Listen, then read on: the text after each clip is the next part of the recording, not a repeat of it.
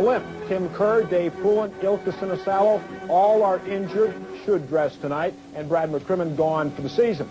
The Oilers have won the last 2 games. They have the momentum, and the Flyers do not want to come back in here Thursday night with the Oilers having the opportunity to wrap up their 2nd consecutive Stanley Cup on home ice.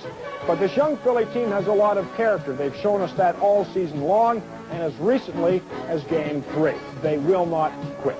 With the play-by-play tonight, Dan Kelly. With his colored commentary, Ron Roosh, and expert analysis once again by Brad Park. Brad, what are we looking for this evening?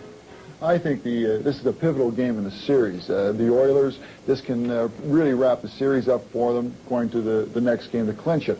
They have been very aggressive in Game 2 and the first period of Game 3, and that really helped them because it got them the lead and forced Philadelphia to do things that they didn't want to do. As far as the Flyers are concerned, the longer that they can keep Edmonton off the scoreboard, the better it is for them. As was proven in Game 1, it frustrates them. It makes them, play a little bit tighter. And it makes them, the flow of the game slow down a little bit. We've seen 3 very different types of hockey games. Philly checking and win, Oilers checking, and then that Oiler fire wagon style. Which do you think we'll see early? Well, it depends on the refereeing tonight, because in Game 3 we saw a lot of 4-on-4 situations, and that gave Edmonton an advantage. They've got a Coffey, Gretzky, Curry. There's a lot of open ice up there, and it makes the Philadelphia, I don't know if they can cover them with that much ice. Well, we'll find out very soon. It is just about time for the first period. This is Carling O'Keefe Sports, the Stanley Cup playoffs on CTV.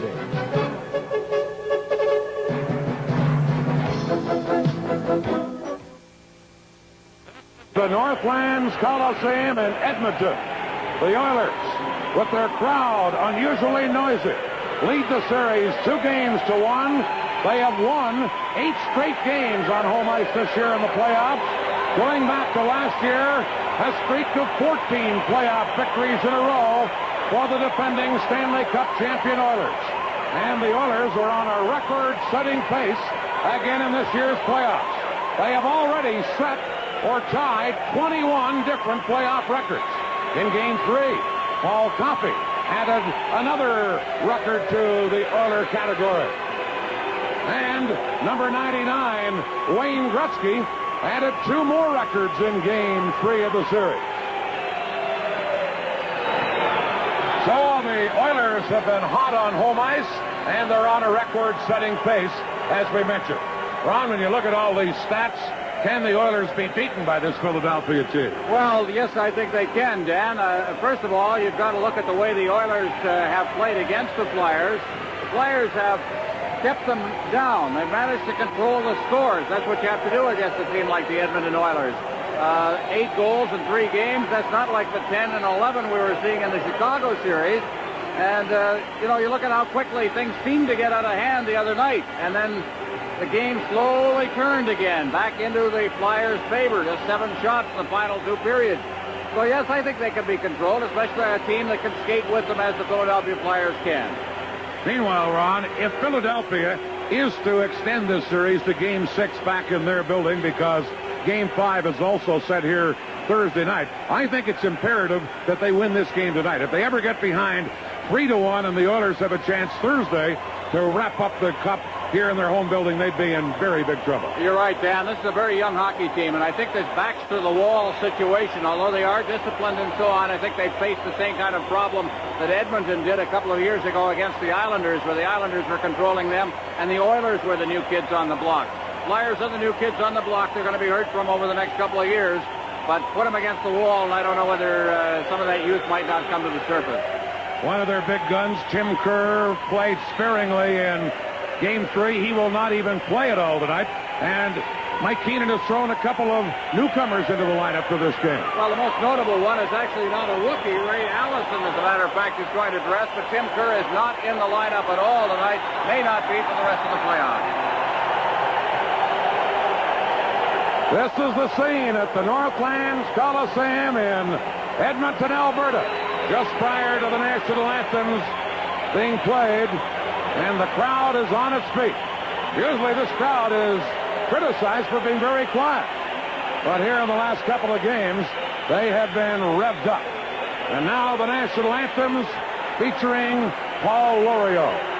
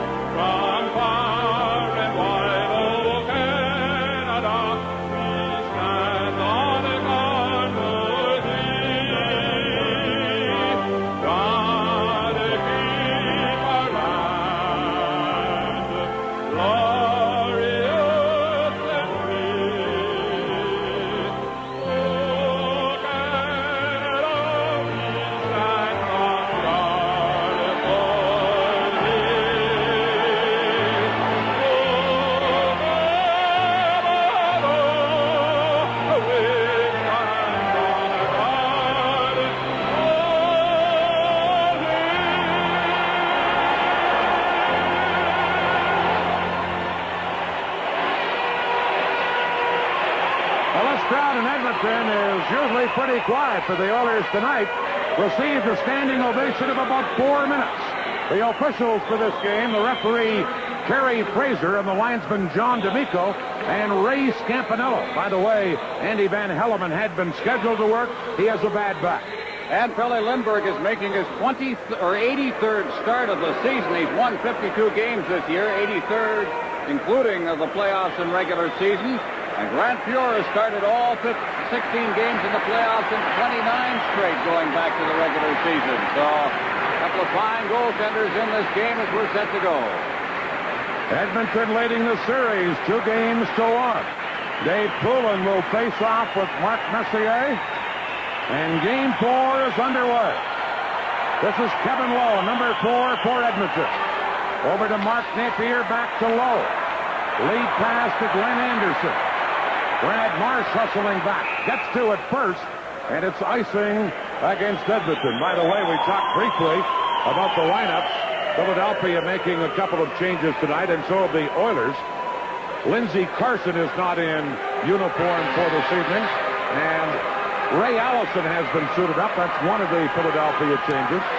Also, Todd Bergen is in uniform for Philadelphia this evening. There you see Mike Keenan, the young Philadelphia coach. And I don't know, Ron, of a coach I've ever seen come into the NHL and do a better coaching job than Mike Keenan has done this year. Well, in hindsight, should we be so surprised? He's had such great success in the lower levels of hockey. Face-off won by Philadelphia. Lowe now coming up with it for Edmonton. Flipping it near the Flyer line, and Ed Hospodar back to get it, but it's cleared away by Lindbergh. Now Rick Sutter to Ron Sutter. That's Sutter to Derek Smith. Broken up, and Lindbergh came out of the net, but lets Hospodar play. He's forecheck, the Oilers center, but that's intercepted, and here's number 24, Derek Smith. Smith shoots one. Big rebound, and Huddy cleared it away. Now Smith to Ron Sutter. Sutter gets it in front. They score! Off Rick Sutter's skate. And the Flyers get what they needed in a very big way. The game's first goal. That all started way back in the other end, Dan. Here's the chance as we take a look at a big save here, right off the shot by Derek Smith. And the rebound is let go, and there's the Flyers with that speed moving in. It winds up swinging around behind the net. Good check thrown in there on Smith. But watch this now as it swings out in front of the net. Sutter is there, and he just put it in off a pad and into the net. But watch Sutter, number 14. He's in front of the net now, and then wings it around behind, throws it out in front, and it hit the skate there of Rich Sutter and goes into the net. So the two Sutters combine.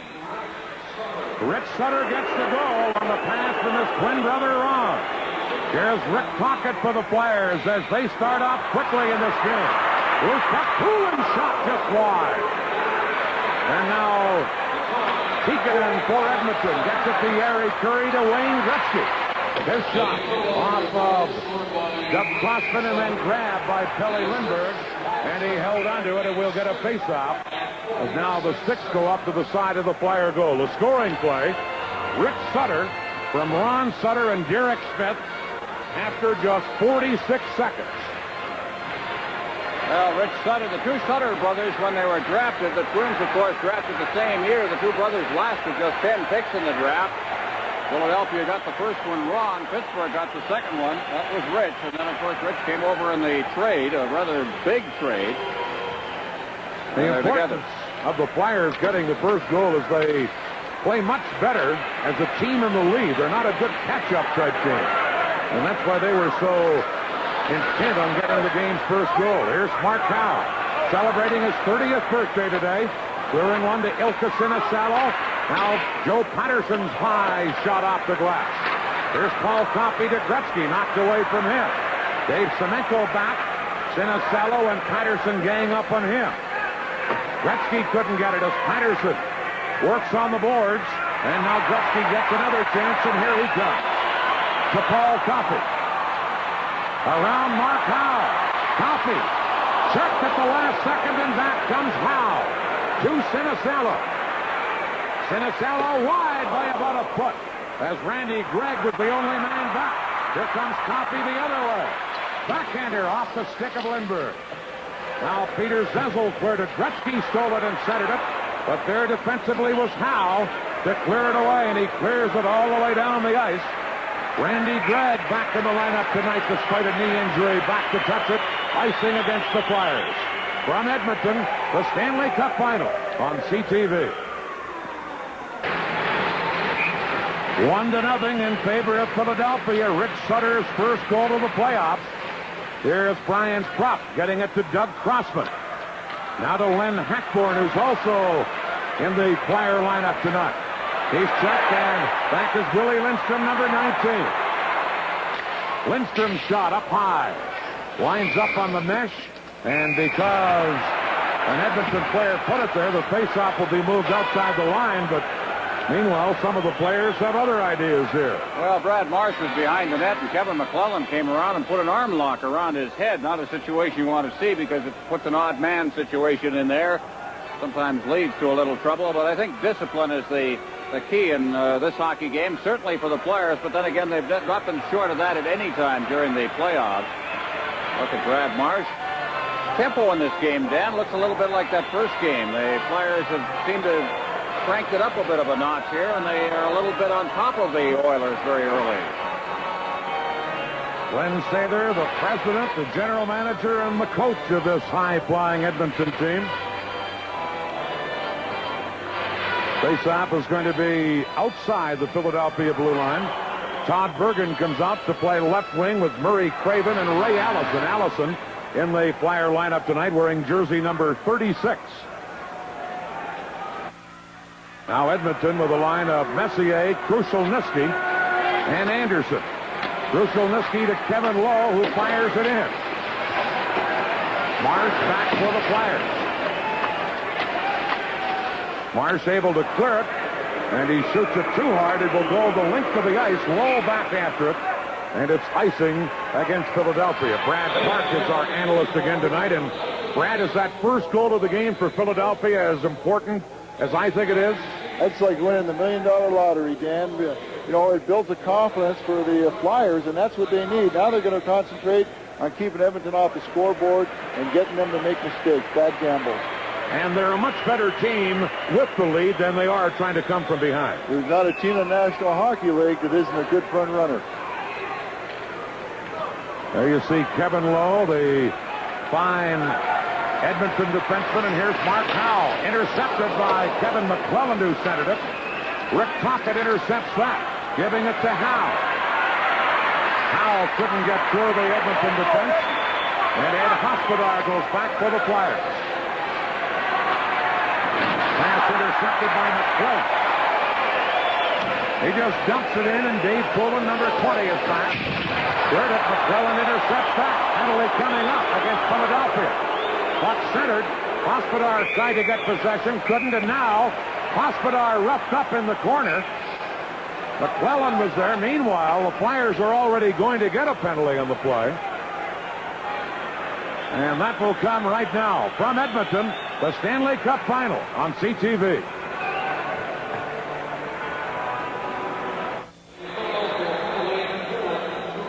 Dave Poulin going off for high sticking at 3:31 of the first period. Here it is. Poulin's got the puck as he heads around his own net. Takes a little bit of an elbow, I would have to say, up against the boards. The stick came down, and he got the high sticking. Edmonton on the power play. Charlie Huddy tied up by Murray Craven, and Craven gets it to Ron Sutter. He's one-on-one against Coffey. Shoots. Big save. Pure in the rebound. Taken by Huddy. Got to center to Gretzky. Now to Krushelnyski into Wayne Gretzky. Back to Yari Curry to Mike Krushelnyski. To Gretzky. Shooting off Howe and just wide. Charlie Huddy at the point. Into Yari Curry. To Krushelnyski. Back to Curry, who missed it. Huddy hustles over to keep it in, giving it to Coffey. Now to Gretzky, center to Curry, just tipped away by Prosper. Huddy to Curry. Back to Huddy. Over to Coffey, he scores! Paul Coffey!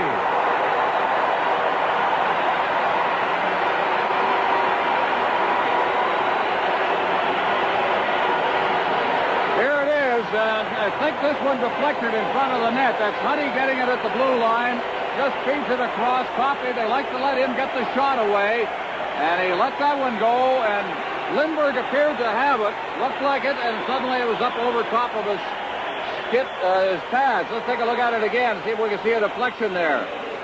And not even on that angle can we see it, but it seemed to change directions a bit. Take a look at it again. All right, across to Coffey. There's the shot. Clean shot. Howe may have screened the goaltender, but I don't think it hit him. And for Paul Coffey, his 10th goal of the playoffs and another Stanley Cup record. His 10th goal, the most goals ever by a defenseman. He had been tied with Brad Park and Bobby Orr. How do you like to see a record foul of yours, Brad Park? Well, that's a lot of credit to Paul Coffey. He's a heck of a defenseman. I've got a lot of admiration for that man. He just got his 10th goal of the playoffs, the most ever by a defenseman in one playoff year. And it's tied at 1. Now it's Hospodar for Philadelphia. And that play was offside at the Edmonton blue line. A power play goal it was for Coffey to tie this game at 1 apiece. Well, the power play, really the power play for both of these teams has not really been the greatest. Again, you're playing against good checking machinery out there. And even on the power play against Edmonton, you have to watch yourself. So this one, a big one, and Coffey maybe in for one of those nights it is again. That's only the second power play goal of this series for Edmonton. 2 for 15 on the power play. Philadelphia is only 1 for 17, so the penalty killers have had the big edge here in the early part of this series. Here's Mark Howe back together. A 1-1 game. Howe's long pass for Brian Kropp. Pure clearing it. Tocchet tried to knock it down, couldn't. And Howe controls at center. He drops it to Hospodar. Penalty coming up as Pat Hughes and Poulin got involved, and it's going to be against Hughes of Edmonton. The late penalty coming up. Here's Kropp. His shot in front. And it's grabbed by Pure on a close-in try by Philadelphia. And now a penalty coming up against Pat Hughes of the Oilers. From Edmonton, the Stanley Cup final on CTV.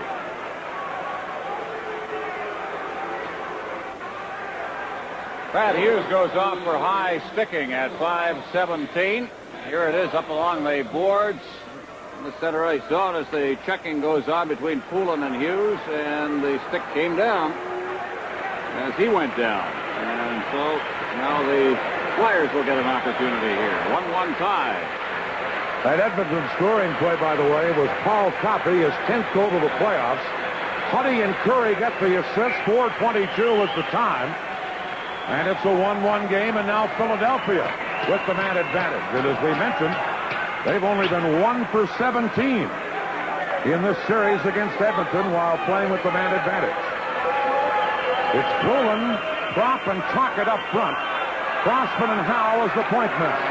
Messier wins a big faceoff. Lowe tried to clear it, but Poulin intercepts. Tocchet and Poulin get the puck loose. Now to Kropp. Kropp upended by Fogelin. And Messier clears it across to Gretzky, back to Mark Messier. Crossman is there for Philadelphia. Ahead to Dave Poulin. Poulin trying to set up Tocchet. Gretzky took him out. Now Gretzky upended, and there'll be a penalty coming up now against Philadelphia. Crossman back together. Well, the penalty's going to be against Edmonton. Here's Howe. Shoots off the goal post. Now Kropp cleared it. Fogelin gets it, and now the penalty for slashing against the Oilers. Most of the crowd, and indeed yours truly, thought the penalty was going to be against the Flyers, but it's against Messier of Edmonton. And the Oilers will be 2 men short. All right, well, let's take a look at it here now as they just go up against the boards, and really that's Tocchet up there. Down goes Gretzky on the plate, and up goes the arm of Kerry Fraser, and all of that. Off goes Messier. 1:18 remaining in the other penalty. Chance here is on the slash.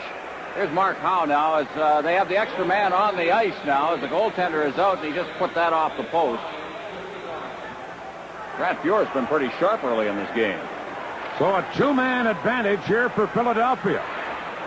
Hughes has a minute 15 left, and now Messier joins him. And immediately Huddy fell on top of the puck, and we'll get a face-off in the Edmonton zone. But a big edge here for the Flyers. A two-man advantage. Huddy and Coffey are the defensemen. Gretzky the only forward. Zezel is bounced out of the face-off. And Todd Bergen will take it. It's Bergen, Zezel, and Sinisalo up front. Here's Sinisalo. Now they drop it to Howe. Over to the other point, but intercepted by Coffey, who gives it to Gretzky. And Gretzky just dumps it in. He'll head for the bench and is replaced by Yari Kurd. Here comes Doug Crossman to Zezel. Zezel into Todd Bergen. Bergen to Zezel. Philadelphia with a two-man advantage. Drop back to Bergen. Bergen has the big shot. Lets it go. He scores! Todd Bergen, and it may have been deflected by Zezel. We'll wait and see. And Philadelphia, with a two-man advantage, takes the lead 2-1. They had nobody playing the point on this play as they worked it into the corner. Zezel's got the puck there. That's Crossman in there. Now backing up near the line is Bergen. And as he floats into the slot, he just lets it go. They cleared the way, but the shot was so good that Fuhr had no chance on it. Doesn't look like it deflected, Dan. We'll see what the announcement is. Here comes Bergen's shot, but Bergen had to get back to the point to get that pass because Crossman had floated into the area directly in front of the net. There was no point man.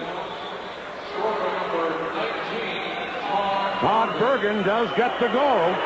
Sinisalo and Zezel were there, but Bergen's shot went directly in. Here are the Flyers still with a one-man advantage into the Oilers zone. Broken up and shot out by Edmonton, but Howe knocked it away. Now stolen by Kogelin. He slides the puck behind the Flyer goal. Crossman being forechecked by Hunter on the play. Hunter couldn't center it. It's taken by Dave Poulin. Headmanning to Rick Tocchet. He fires it in. Fuhr trying to clear it, almost got caught out of there. Now Tocchet for the Flyers. Rick Tocchet. Checked by Curry. That's Marsh holding it in. A drive that deflects wide. Ron Sutter. Checked by Lowe. And Kevin Lowe is able to get it out of the zone. Shot back in by the Flyers, but called it an offside. That second Philadelphia goal on the power play, Todd Bergen, from Zezel and Crossman, 6:38 the time. A power play goal with a two-man advantage. All right, there again you see it as number 19 is Bergen just floating into the slot and then driving it, but he was pinched in too far, and there was nobody there at the time for Zezel to pass it to until finally he backed up. Zezel standing there waiting. Finally, somebody was in position. He floated in and got the shot away. Todd Bergen, a 21-year-old rookie from Prince Albert, Saskatchewan. Former number 5 draft choice of the Flyers back in '82. Has a big shot, and he let it go there. And for Bergen, who came on very late in the season, his 4th goal to the playoffs. Still 21 seconds left in Messier's penalty. Here's Zezel against Gretzky. Gretzky got the draw, but it was wide. And it's Mark Howe for Philadelphia. Howe tied up by Curry. Coffey cleared it to Gretzky. Now Howe steals it. His shot, and Curry cleared it. Howe couldn't hold it in. Howe over to Ed Hospodar. He fires it in. Messier is back on. Here's Bergen into Zezel. Now to Ilka Sinisalo. Sinisalo centered, just knocked away by Huddy in the nick of time. And Hospodar races back for the Flyers. Number 17, Ed Hospodar. Long pass to Sinisalo will go the length of the ice and be icing here against Philadelphia. From Edmonton, the Stanley Cup Final on CTV.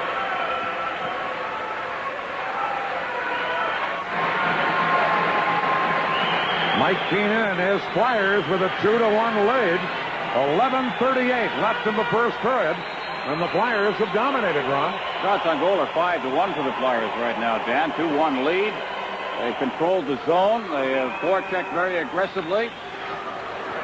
Here's Jackson for Edmonton in front to Anderson. A backhander wide. Messier to Anderson. He's upended. The Flyers. Crossman will get a penalty as Anderson was upended on the play. And number 3, Doug Crossman, will go to the penalty box for Philadelphia. Now Edmonton will get a power play chance. Let's take a look at it behind the net now as play in front of that. Crossman went down there and or at least made the check in front of the net. He's gone now. The check in front. He was very upset as the call was. It's unsportsmanlike. Well, let's just wait here. 4 minutes, so there's unsportsmanlike to go with the holding. And that could be costly. He got the holding call and was upset and talked himself into an unsportsmanlike conduct.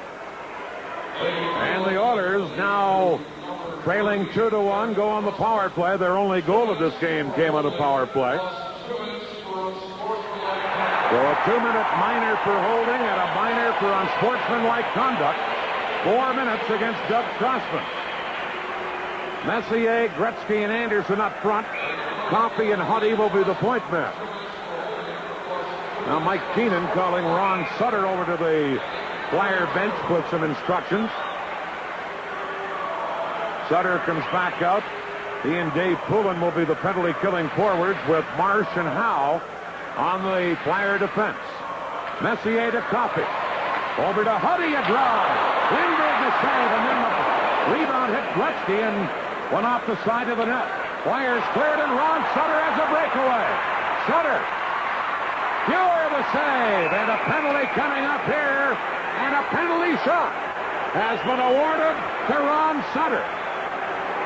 Well, the king of the penalty shot in the National Hockey League is Kerry Fraser. He's never been afraid to call him. This one, I don't think there was much doubt about it at all. A clear-cut breakaway is what you have to have. You have to be in the clear. He was hooked from behind. Let's take a look at it now as he is well in the clear here. That's Messier coming up from behind. He hooks him and hauls him down. Well, he pulled himself up to it, then got him down on the second try, and now Sutter is going to get a chance. Well, I'll tell you, Kerry Fraser, he doesn't shrink from pressure at all. So, Ron Sutter will get a penalty shot. Philadelphia leading 2-1. And Sutter will get a penalty shot. Fraser will explain the situation to the Oiler goaltender Grant Fuhr. And then Sutter will have free sailing in all alone and take the penalty shot. Fraser has given Fuhr the last-minute instructions. Sutter gets a new stick.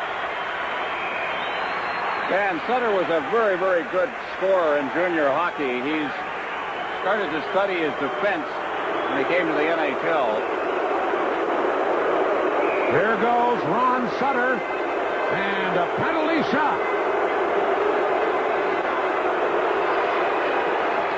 Fuhr, a pad save.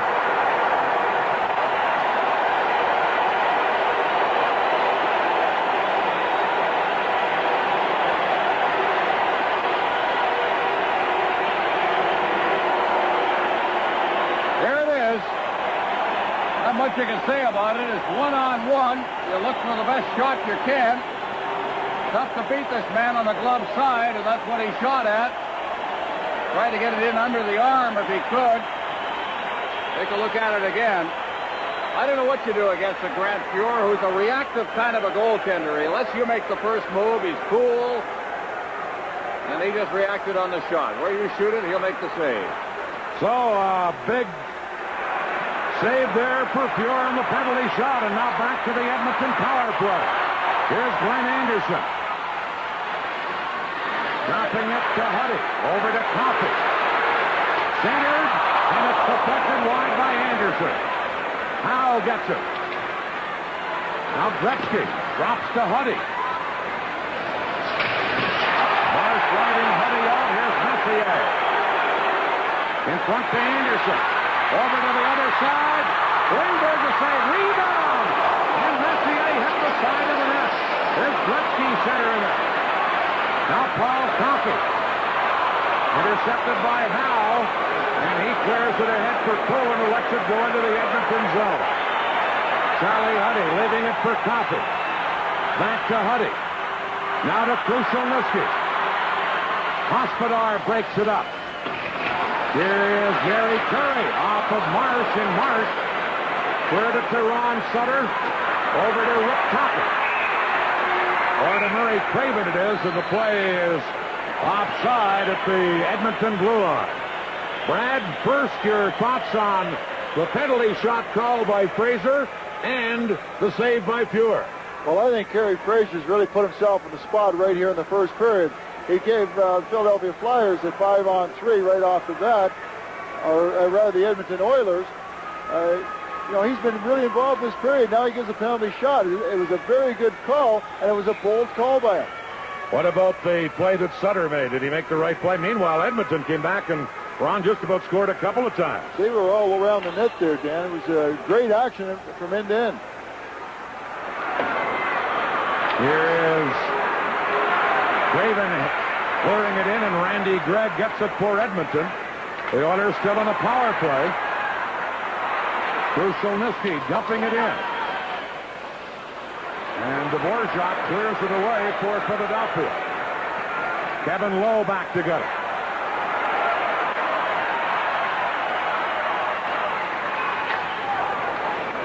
Lowe firing it in. The Oilers race in. Krushelnyski gets it. But Hospodar takes over for the Flyers. And then Hospodar with a long shot. That gave Fuhr an anxious moment. It skipped on him. Here's Randy Gregg. Lets it go to Krushelnyski to Gretzky. Leaving it for Curry.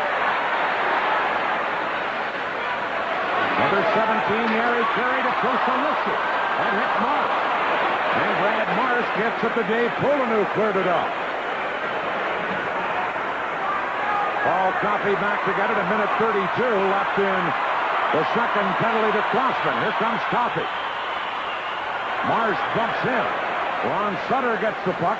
Leaves it for Howe, and Howe cleared it away for the Flyers. Going back is Huddy. Now a minute 15 left in the double penalty to Crossman. Here's Messier on the fly. Huddy couldn't hold it in, and a break for Philadelphia. Smith racing after a loose puck. Has Craven in front. He scores! Craven! A short-handed goal, and the Flyers have a 3-1 lead. Well, a little bit of the Edmonton Oilers medicine here in this period. Here it is as the defenseman fell down. Derek Smith chased it. Now Grant Fuhr at the other end started to come out of his net. I think probably he'd been better served to do that. This is a 2-on-0 break, and what a play made to Craven in front of the net. And he had to chip it in. Quick pass, Derek Smith, Murray Craven. Here it is up along the boards now. Sees his man, and all he did was chip it over top of Fuhr. 3-1. So a 3-1 Philadelphia lead. Just think if they had been able to score on the penalty shot, the trouble the Oilers would be in right now. And even with that, Edmonton behind by 2.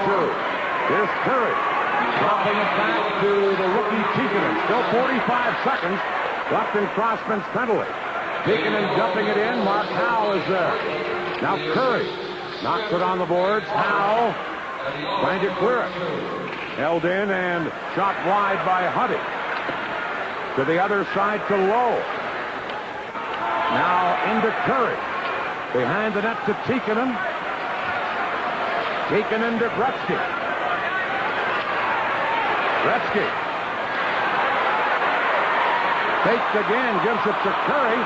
And Howe intercepted and cleared it away. Here's Lowe. 10 seconds left in the penalty. Lowe checked. Tikkanen held it in. Now it comes to Curry. Into Gretzky. Back to Curry, a drive. Lindbergh, a big save there. Crossman's back on, and he took Gregg out of the play, and the Flyers have a 2-on-1. Here's Zezel to Sinisalo. Zezel shoots, and he hit the goalpost with a stick of the Edmonton defenseman, I'm not sure. And the Flyers came very close again. And Tikkanen cleared it out. Knocked down by Hospodar with a high stick. But it goes to an Edmonton player, so play goes on. Here is Joe Patterson, number 28. Ridden out by Huddy. Now Coffey for Edmonton. Headmanning it to Kevin McClellan. Teams at full strength. McClellan to Coffey. Fires wide with that wrist shot. And it bounces to center. Put Charlie Huddy back together. Over to Lindstrom. Now to Hunter. Into McClellan, who tipped it in, but Crossman is back together. Doug Crossman to Joe Patterson. To Brian Propp. Don Jackson took him out. And Huddy gets the loose puck. 3-1, Philadelphia leader. Here's Poulin stealing it from Lindstrom. Into Brian Propp, but knocked away by Huddy. Now shot in by Dvorak. Poulin digs in. The Propp shot just wide. Here's Dvorak holding it in. Flyers, Poulin trying to get it in front. Still battling while on his knees, and then Pure grabbed it and held on. From Edmonton, the Stanley Cup final on CTV.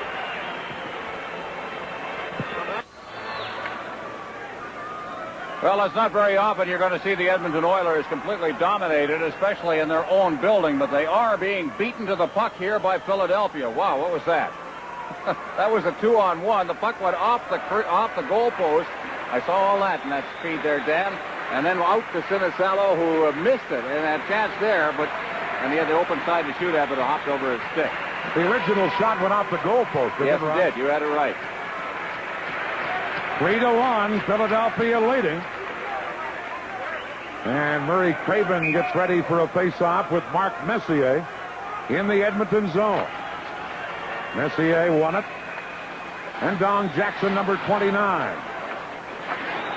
Headmanning it to Mark Napier. Napier checked by Hospodar. Here's Brian Propp. Didn't get around Jackson. And Pure sets it up for Glenn Anderson. To Napier. Now the Flyers holding it in. Rick Tocchet to Hospodar. Intercepted by Randy Gregg, and away comes Messier. Messier to Napier. Hospodar knocked it away, and here comes Craven. Shoots one. Good stick save there by Pure. Derek Smith held it in. Messier clearing it. And here's number 9, Anderson. Wide by a couple of feet. Lowe holding it in. Ron Sutter breaks it up.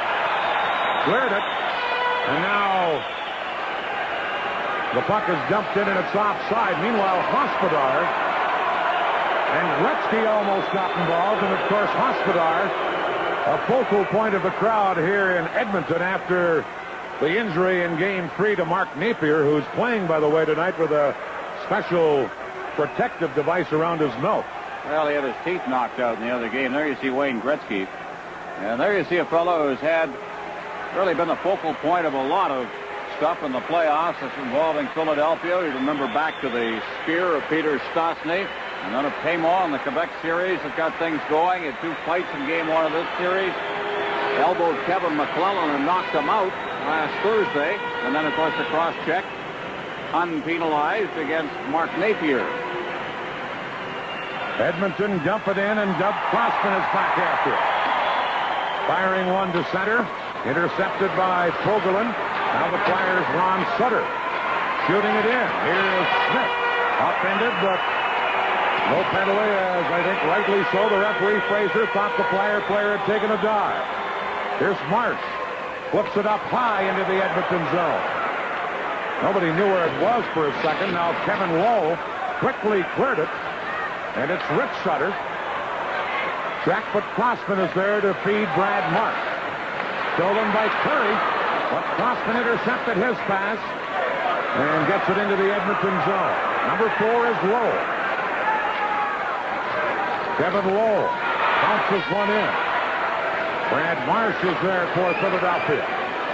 Clearing it to number 28, Joe Patterson. He just fires it in. Sinisalo in to get it. He couldn't get it. Now Patterson did hold it in, but here's Curry to Gretzky. Gretzky dropping it to Hunter and Hospodar. A good play to break that up. And then Hospodar dives to clear it into the Edmonton zone. Coffey cleared up the Flyers center. Zezel gets it in front, but Yeri Curry picked it off for the Oilers. Headmanning it to Hunter. Dave Hunter dropped pass to Coffey. Off Hospodar. Hunter a chance. Rebound. And he put it up too high. And the Flyers come back, but now a penalty has been called. And now Hospodar and Gretzky almost get into it. And Gretzky is restrained by one of the linesmen as he and Hospodar almost got into it. Meanwhile, a penalty coming up against Philadelphia. From Edmonton, the Stanley Cup Final on CTV.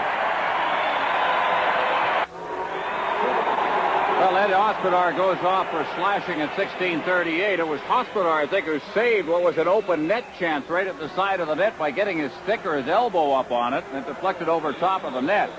And Hospodar, in the same sequence with the Oilers buzzing around, drew a penalty. So he is off now. We have had some action in this period. Here is Messier on the Oiler power play to Coffey. Shooting high and wide. Huddy pinching in for the Oilers. To Messier.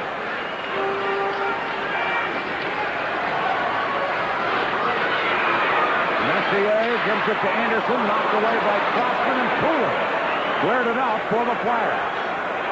Glenn Anderson going back for Edmonton to Paul Coffey. He let Anderson take it. Anderson cleared it. Ron Sutter stole it.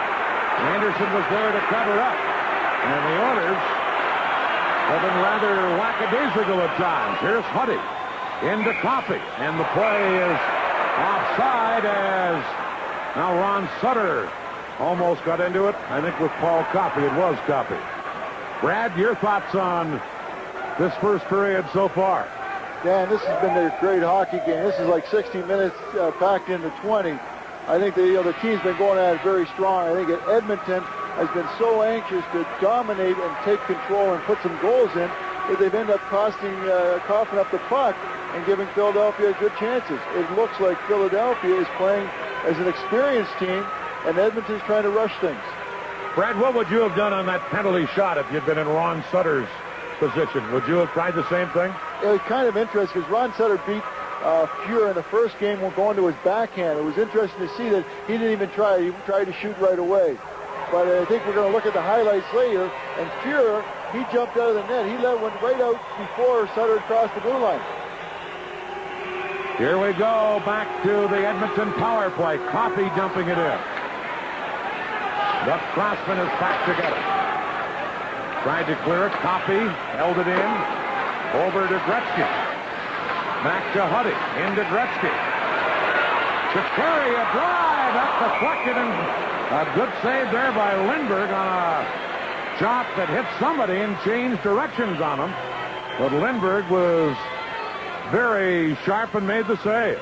Well, Curry's got that 70-goal type shot of his. You let it go, and I think it deflected in front as you watch. Crossman's in there, and I think that probably Lindbergh would have preferred the direct shot to something deflecting in on him. He really had to change directions on it. Let's watch it again now as it comes out to Curry, who just one-times it there with Anderson in front of him, and with the deflection, Lindbergh had to be very alert. 56 seconds left in the Hospodar penalty to Philadelphia. Yeri Curry with 18 goals in the playoffs. His next will tie the all-time record for goals in a playoff year. Reggie Leach of the Flyers has that mark. Here's Murray Craven. Able to clear it. Held in, but Ron Sutter gets it and slides it away. Number 22 is Huddy for the Oilers. Now Curry. Checked on the play by Sutter. Coffey waits for his team to get onside. Didn't wait long enough. Curry was still trapped in there, and it's offside at the Flyer line. Well, Yari Corey, the Oilers not playing with a great deal of poise in this game, and that is being caused by the Flyers. It's not because they're playing badly so much as they're being pressured into making plays, the low percentage type plays that cost you. They've been caught on more 3-on-2s than I'm sure Coach Glenn Sather would really like to see. Sometimes 2-on-0s, as we saw. A shorthanded situation. There's a fellow who's playing with pain, Dave Poulin. Both knee and rib injuries, but he's out there. Here comes Huddy. The top ties him up. Now gets the puck and cleared it. Cleared it up over the boards at the Flyer bench, and we get a stoppage. 30 years old is Mark Howe today. He'd like to get a Stanley Cup to go with so many other honors that he's had in the game of hockey, including a Memorial Cup. He's a silver medal in the Olympics. Must make you feel old. You broadcast games when he was a junior in the Memorial Cup when what, he was 17? Yeah, I did the Memorial Cup final. He was the most valuable player in the Memorial Cup playoffs. Way back in 1973, I guess, when the Marlies won the championship against a team that had Lanny McDonald and Tom Lysiak in it, and the Gassoff brothers. I don't know if he makes you feel old, but he does me. Here's Coffey. Over to the point of drive. They score! Charlie Huddy!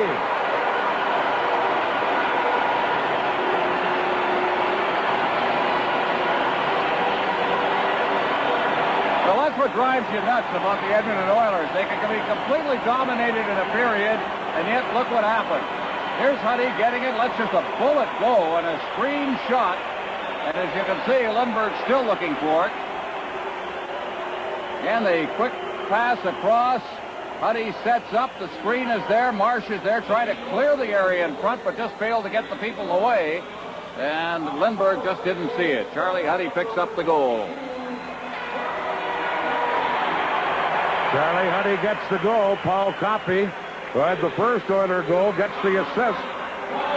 So he's been in on both of the Edmonton scoring plays. Here's Poulin. Shot wide of the goal. Mark Howe pinching in to hold it in. The Flyers are back at full strength because Hospodar returned when Coffey's goal went in. And 1:14 remains in the first period. From Edmonton, the Stanley Cup final on CTV.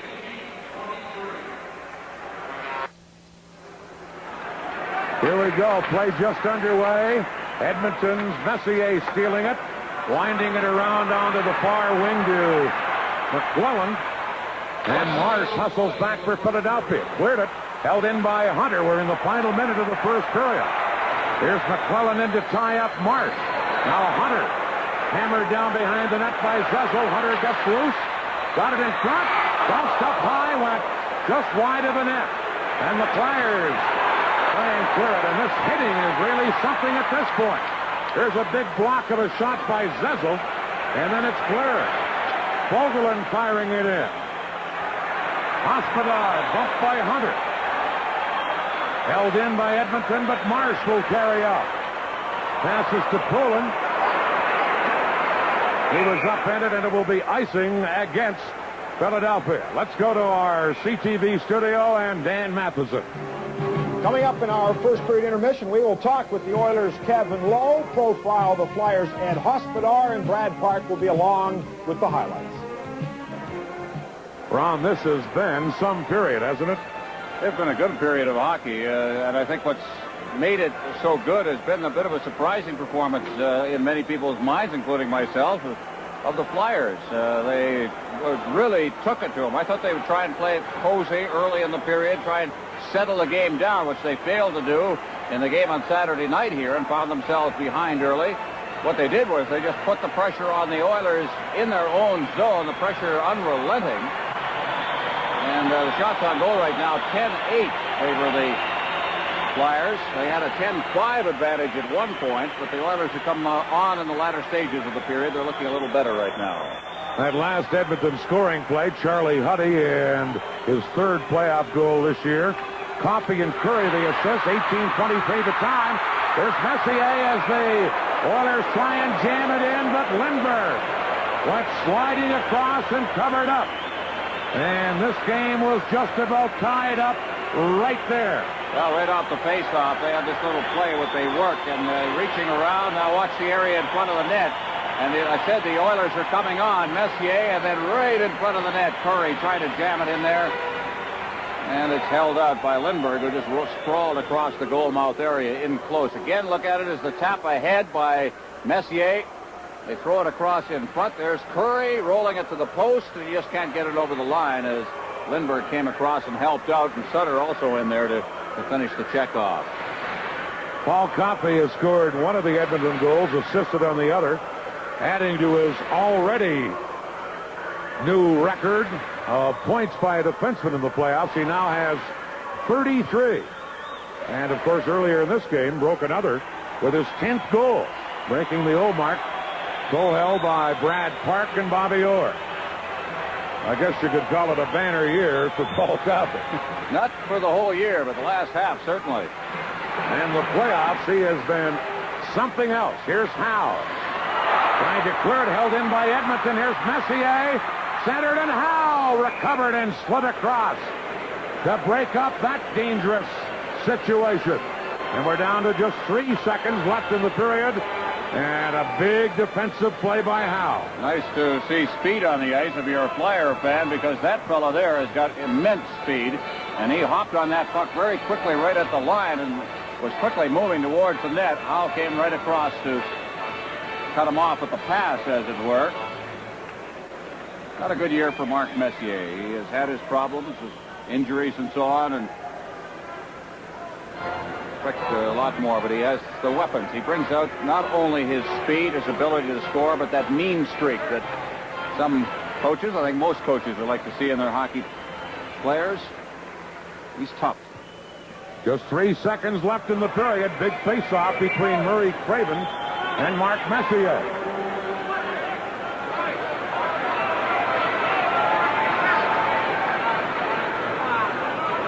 Somebody had jumped into the circle. That's the reason for the delay. Messier gets it to Curry. A shot wide by about a foot. And that will end the period. Shots on goal on a late flurry by Edmonton wind up even at 10 apiece. But the Flyers lead the Oilers 3-2 here after one period. From Edmonton, the Stanley Cup final on CTV. Game as in the last, Brad Park promised lots of scoring, and once again he has delivered. You're making me really sound good here, Dan. What have you got for us? Lots of goals. I think, you're talking about highlights. We're going to look at 4 goals. We're going to look at the penalty shot. And in some of the goals, it's the little things that make things happen for you. I think if we go to the first highlight, which is the first goal, here's a key. The Oiler defense got caught on a change, and they end up backing in on Grant Fuhr. They get the shot by Derek Smith. It's very hard for Fuhr to control the rebound. The puck ends up over in the corner by the side of the net. And here you got confusion because a lot of the forwards have all come in. You got a lot of the Edmonton players in deep. Ron Sutter goes around, backhands it out in front. He's not looking for anybody, but Brother Rich had gone to the net, hits his skate. Grant Fuhr really had no choice. On our second highlight, here's something you really have to watch for. Watch Pelle Lindbergh. He's going to take a little chop right there at Mike Krushelinski, and he doesn't have the angle when Paul Coffey one-times the shot. Such a little thing, but such a big thing, too. On our third highlight, here we have the puck behind the net. Peter Zezel. Now watch this. The Philadelphia Flyers have switched around. The pass goes out to Bergen. Watch Crossman in front. Watch him go and run the pick on Paul Coffey. Right here. Paul Coffey can't get to him. Bergen's getting to the middle with a great shot and just blows it by Grant Fuhr. A little thing. A good pick at the right time. Now we're going to go and we're going to have a look at the penalty shot. Watch Grant Fuhr. He can't leave the goal crease until he crosses the blue line. He's not at the blue line yet. Where's Grant Fuhr? He's out. I mean, that's illegal. That should have been called. But a key game like this, and he does the right thing. He's got positioning on him. He left the goal crease a little bit too early. Small thing. Nobody catches it. Okay, here's the next goal. Messier going down. Edmonton's a little frustrated. They're trying to really put the pressure on. The pass is knocked off his stick. Huddy had moved in. Coffey had moved in on the far side. And now it's a foot race. If there's probably one guy that Paul Coffey might have trouble catching on the Philadelphia Flyers, it's Murray Craven. He's a tall guy. He can skate like the wind. Derek Smith comes down. Craven's gone for the net. But Fuhr had been out too far. And Murray Craven makes no mistake. A beautiful goal. Edmonton being very aggressive and Philadelphia capitalizing. Well, Flyers lead 3-2 after 20 minutes of play. We are almost set to start the second period. Just a reminder, however, Game 5 in this series will be once again in this building. A 7 o'clock local start, 9 o'clock Eastern start here on CTV. Now let's go upstairs to Dan Kelly.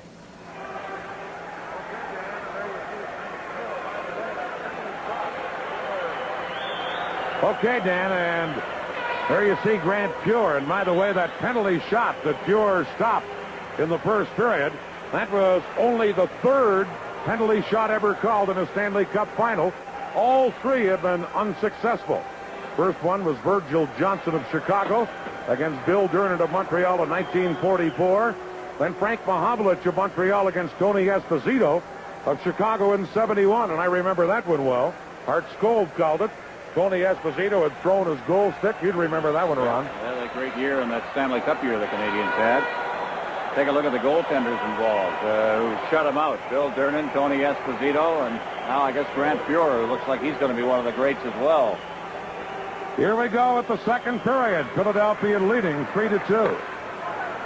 Now it is Lee Fogelin dumping it in for Edmonton, and this is the way the second period starts. Brad Marsh winding it around for Doug Crossman. Flyers clear it. Anderson held it in, but Crossman gets it again. Intercepted by Anderson. Shoots and scores! Wayne Anderson!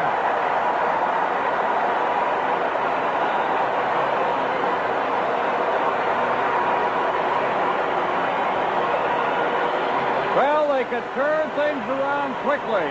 That puck rolled out to center ice, give away on a pass up front, and back in they come as Anderson now with Marsh acting as the screen, just let it go right between his legs. And again, you see Lindbergh with no chance. He's out, he's got the angle, but he didn't see it until it had got by Marsh. And in it goes, and we in fact have got 2 goals scored in about 2 minutes. The tag end of one period, the early part of the next one, we have a tie hockey game. And the Oilers attack again. It's Mark Napier. Crossman ties him up centered, but Marsh takes over for the Flyers. Brad Marsh. Winding up, he shot it wide. Now Brian Krupp behind the goal. Pocket trying to center it, hits your skate.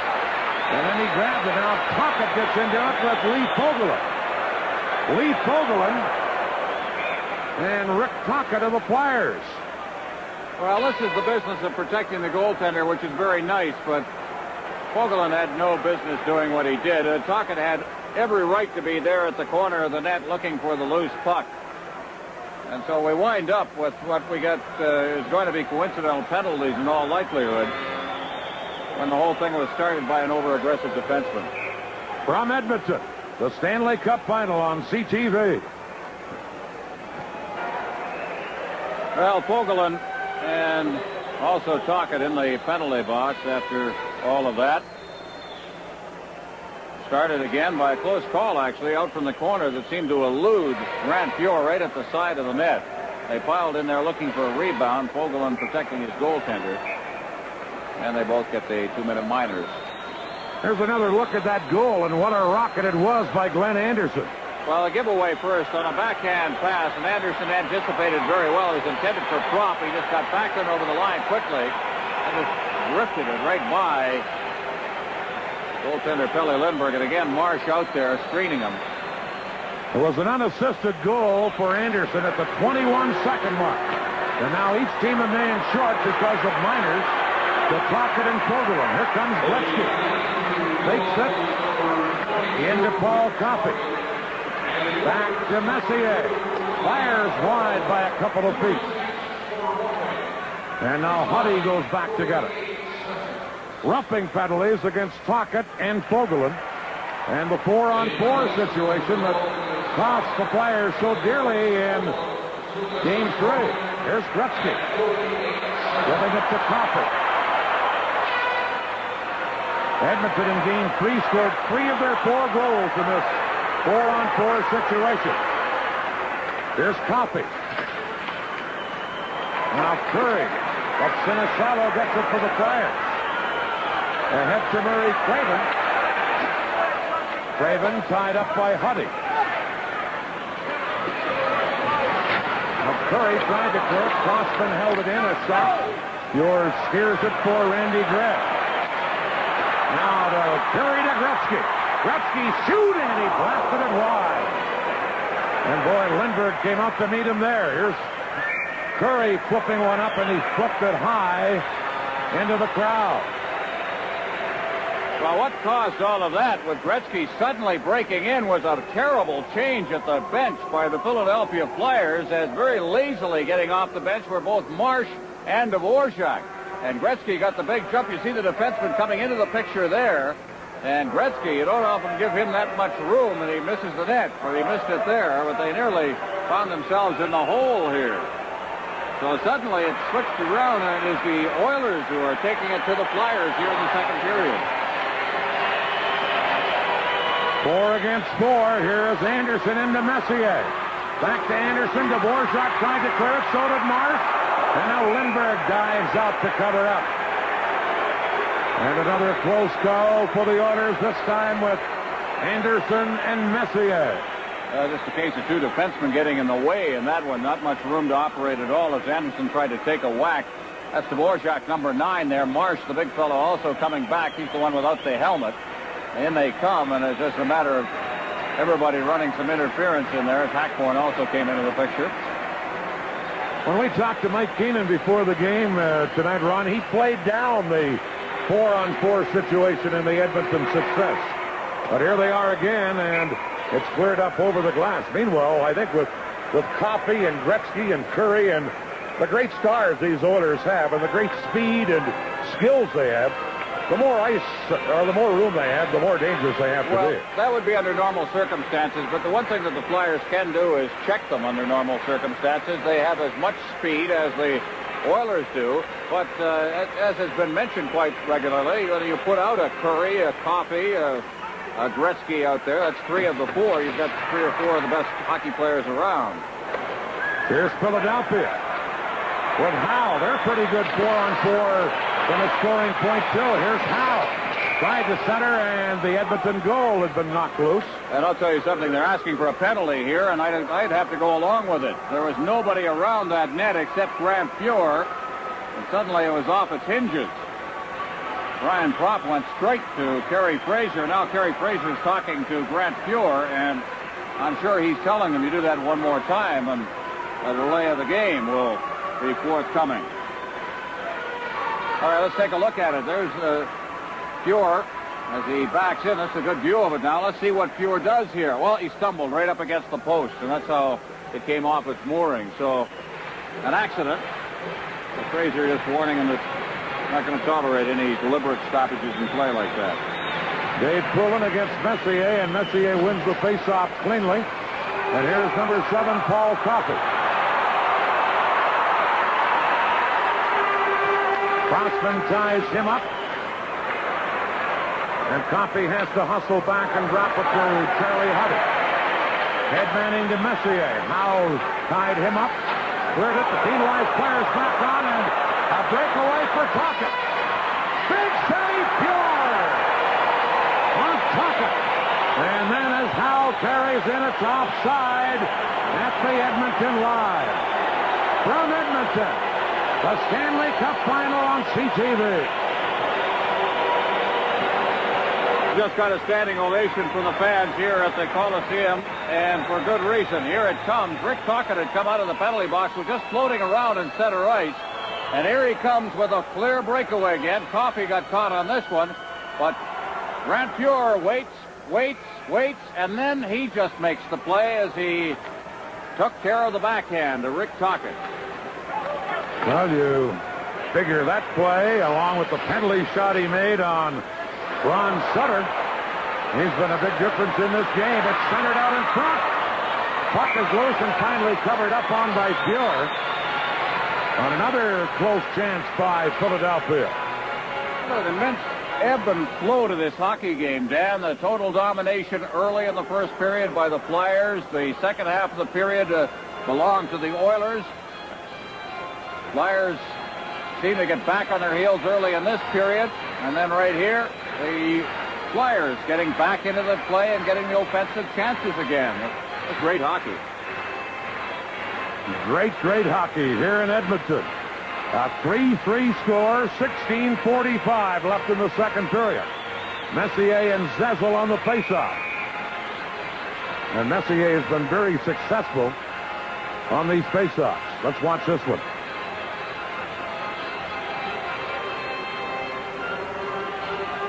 This time the Flyers get it, and Sinisalo drove it wide. Gretzky takes over for Edmonton. Gretzky headmanning it to Kevin Lowe. Now to Messier, who tips it in. Hospodar overskates it. Sent it to Curry by Gretzky. Back to Fogelin. He couldn't hold it in, and the Oilers' Lowe has to go back to Curry. Drops to Gretzky. Gretzky back to Curry. Return to Gretzky. Drop to Jackson, and his shot nowhere near the net, away up high. Jackson again. Shoots one. That's knocked down by Hospodar, stolen by Curry, and he was checked by Marsh before he could shoot. Here's Don Jackson. And now play is called. I think a two-line offside. The ruling there, and the faceoff will come to inside the Philadelphia blue line. Well, the veteran linesman John D'Amico calling that one. There's Kevin McClellan. He and Hospodar have run into each other a couple of times in this playoff series. Young fellow acquired from Pittsburgh, as you see there. Very important trade last year for this Edmonton team. Here's Randy Gregg with a pass to McClellan. Now hustling back. Gets it to Hunter. Or Hunter intercepts Howe's pass, I should say. Now McClellan in to tie Howe up. Howe getting it loose. And trying to clear it out is Ray Allison, number 36. It comes to the Edmonton line, and Randy Gregg gives it to number 12, Hunter.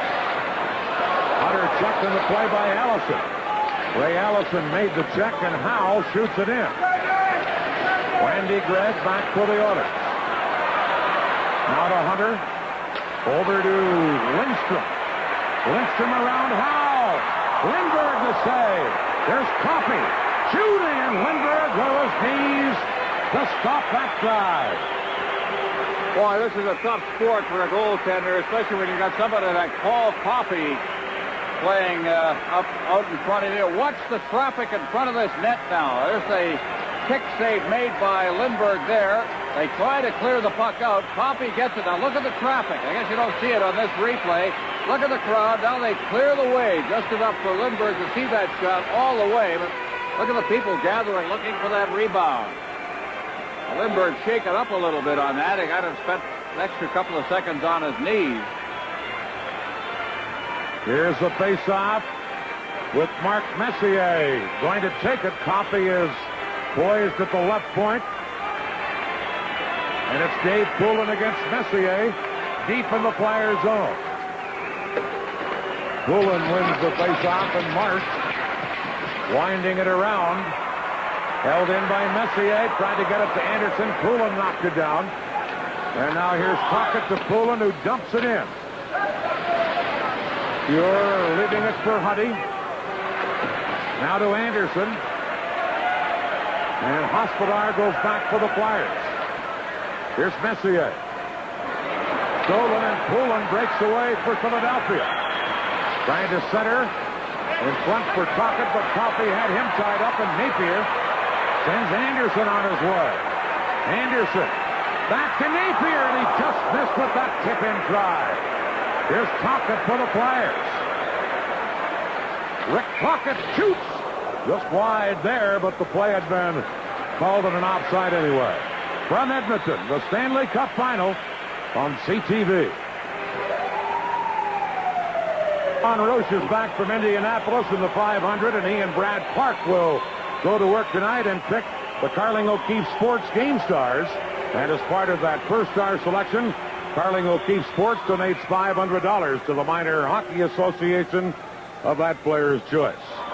Excitement in Indianapolis and excitement in Edmonton tonight. This is some game. About the same speed, too, it seems. 200 miles an hour. Here's Derek Smith. Well, not quite. 180. Here's Ron Sutter tied up by Fogelman. Derek Smith for the Flyers. Centered one. And broken up by Gretzky, and here's a 2-on-1. Gretzky and Krushelnyski against Hospodar. Krushelnyski stopped by Lindbergh. And then his second try hit the side of the net. And a dangerous 2-on-1 there for the Oilers. Well, that all started way back inside the Edmonton blue line when Rich Sutter fell down, and it presented the situation on the 2-on-1. As you see, Gretzky breaking up ice, looking, trying to find his man now. Is just backing into the zone as Hospodar now tries to bottle up the lane. And it comes across, and they had to cradle the puck. That was the difference in that particular play. If they could have one-timed it, they'd have had the open side. Krushelnyski with a good chance at the side of the net. Brad, any thoughts on what you've seen so far? Well, Dan, I'll tell you what, good old tight hockey has gone to the win in this game. This is looks like it's going to be a shootout. And it's very interesting because now the power plays seem to have come to life for both clubs tonight. I think certainly the best game of the series so far, Brad. Oh, it's wide open. It's excellent hockey. A lot of these people are just sitting on the end of their seats right now. Here's Gretzky against Ron Sutter, deep in the Flyers zone. Won by Ron Sutter. Held in by Gretzky, and Marsh had to clear it. Now Lowe played it off the boards, but it's taken and shot in by Marsh for Philadelphia. Lowe takes a hit, but cleared it up over the glass, and Lowe gets up slowly after being decked by Ron Sutter. Whoa, was he decked by Ron Sutter? He had his head down, and Sutter, who was not at all hesitant to level Lowe. Take a look at it now. Here's Lowe. Now watch Sutter come in there, and boom. Good, clean, solid check. And it was Derek Smith, I guess, that actually made the check.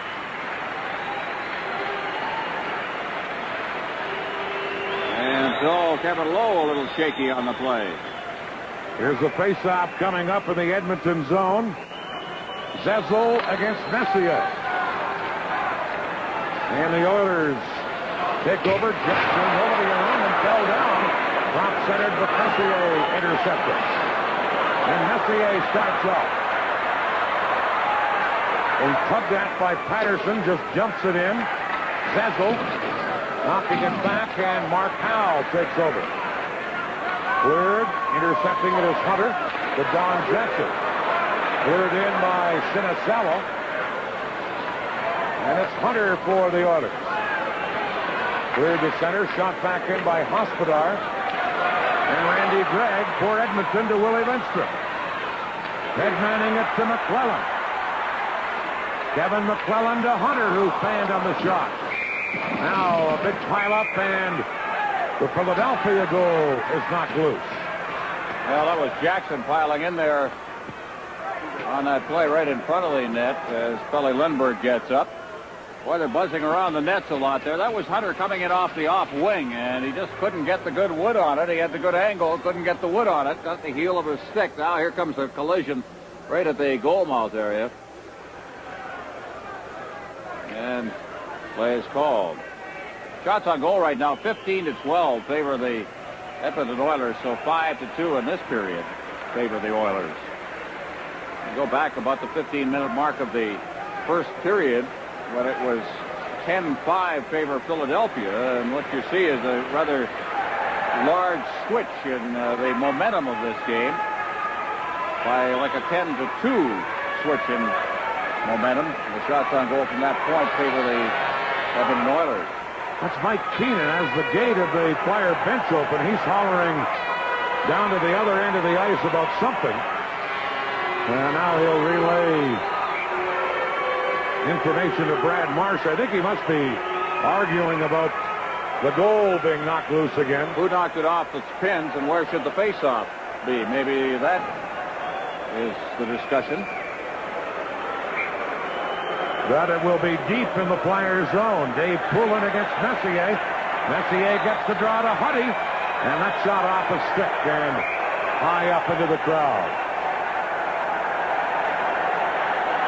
Well, Charlie Huddy, who is the only person, I guess, outside of Wayne Gretzky to win the Emery Edge Award, which is the one for the best plus-minus in the National Hockey League. There have only been 3 award winners. Gretzky won the last 2. Huddy won the first one. And they try to get the fans into the wave here at the Coliseum. Here we go to the action as Marsh winds it around on the boards to Tocchet. Now to Murray Craven. And Craven tried to shoot it in and shot it right up over the glass.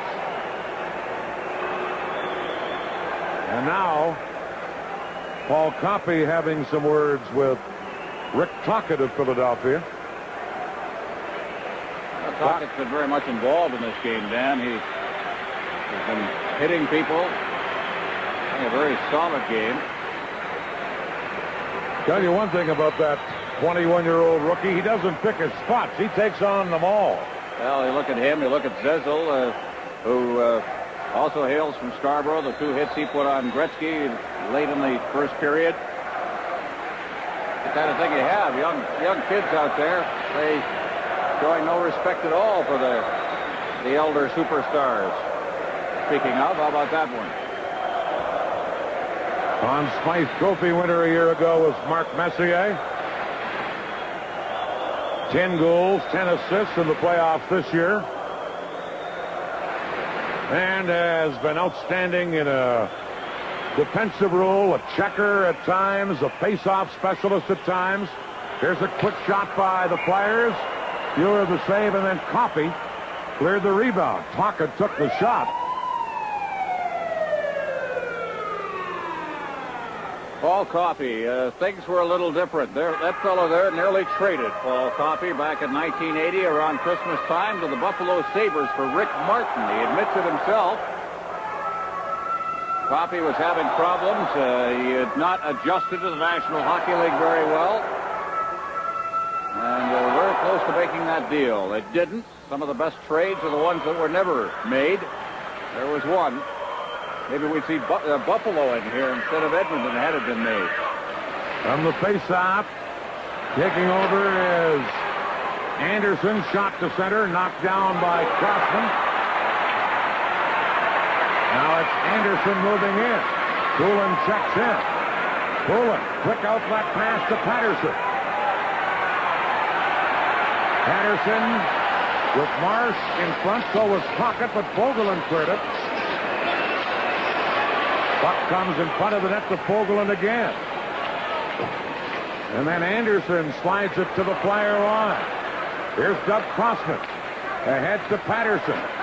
Now in on the wing for Tocchet. Quick wrist shot, stick save, pure. Knocked away by Lowe, and it's up into the crowd.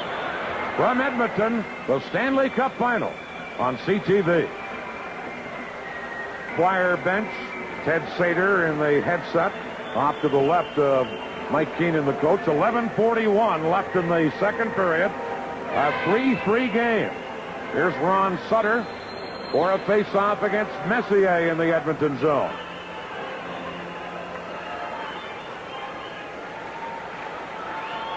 John D'Amico, the linesman, makes sure that everything is right before he drops the puck.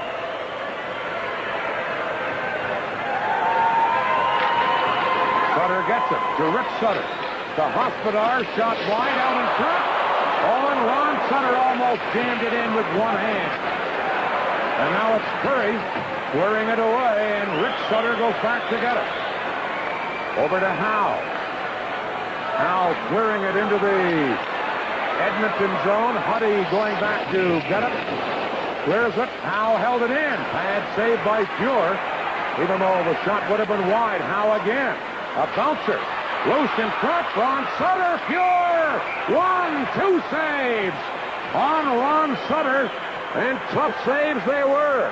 And now, off to the side of the net, a couple of players get into it. One of them is Rich Sutter. Who the Edmonton player is, I'm not sure. Well, let's watch it. And I'll tell you, the couple of times that they put the two Sutters on the ice together, they have really been something to reckon with out there. There's Ron going to the side of the net, getting a chance, but he was tied up by Huddy on that one, and he just clipped it wide. Now watch the pile up here as they start to bang away at a bouncing puck, just looking for anything to come out of the air. Rich Sutter is being tackled there by Coffey right at the side of the net. Well, this all started earlier with a chance by Ron Sutter. Here it is again now, and look at the wax that he's putting on Fuhr there. Down goes Rich Sutter with Coffey on top of him right at the goal mouth area. No penalties on the play, and there shouldn't have been any. The Sutters are from nearby Viking, Alberta, and it looks like the Flyers are going to make a goaltending change, just as they did in Game 3. Bob Froese is getting ready, and here he comes. Well, Mike Keenan says he learned this from Scotty Bowman. Scotty once in a while would do this just to change the atmosphere on the ice. Now, what has happened here is that you've seen the Oilers start to come on and put the pressure on. And you make a change like this, sometimes the atmosphere changes. All of a sudden, the players playing in front of the goaltenders rethink their roles in the game. It worked the other night. It changed the complexion of the game completely. Let's see what happens here this time. Bob throws in. He says he just wants to interrupt the flow of the game or the flow of the Oilers. Here's a chance for the face-off, and the Flyers clear it up over the glass into the crowd. So Bob Froese taking over in goal again, the 26-year-old St. Catharines, Ontario native. This is his third action of the playoffs, all in a backup role, as Pelle Lindbergh has started every Flyer playoff game. Well, now what's happening? They're going to do it again. Last time I saw this sort of thing happen was a Washington Capitals game. A Washington Capitals game between the Canadiens and the Capitals when Tom McVie was switching goaltenders back and forth. Brad, do you have any thoughts? Definitely. There was a little controversy that went on in Philadelphia in the preceding series. They always had water bottles on top of the nets. Pelle Lindbergh is used to drinking water. I think he just made the change so Pelle Lindbergh can come and get some water so he doesn't dehydrate. Good point. Probably dead on. So all our speculation was for naught. Well, I don't know about the drink of water here, but in Game 3, it wasn't for a drink of water. He wanted to interrupt the flow. But here, I think Brad's point may be right on.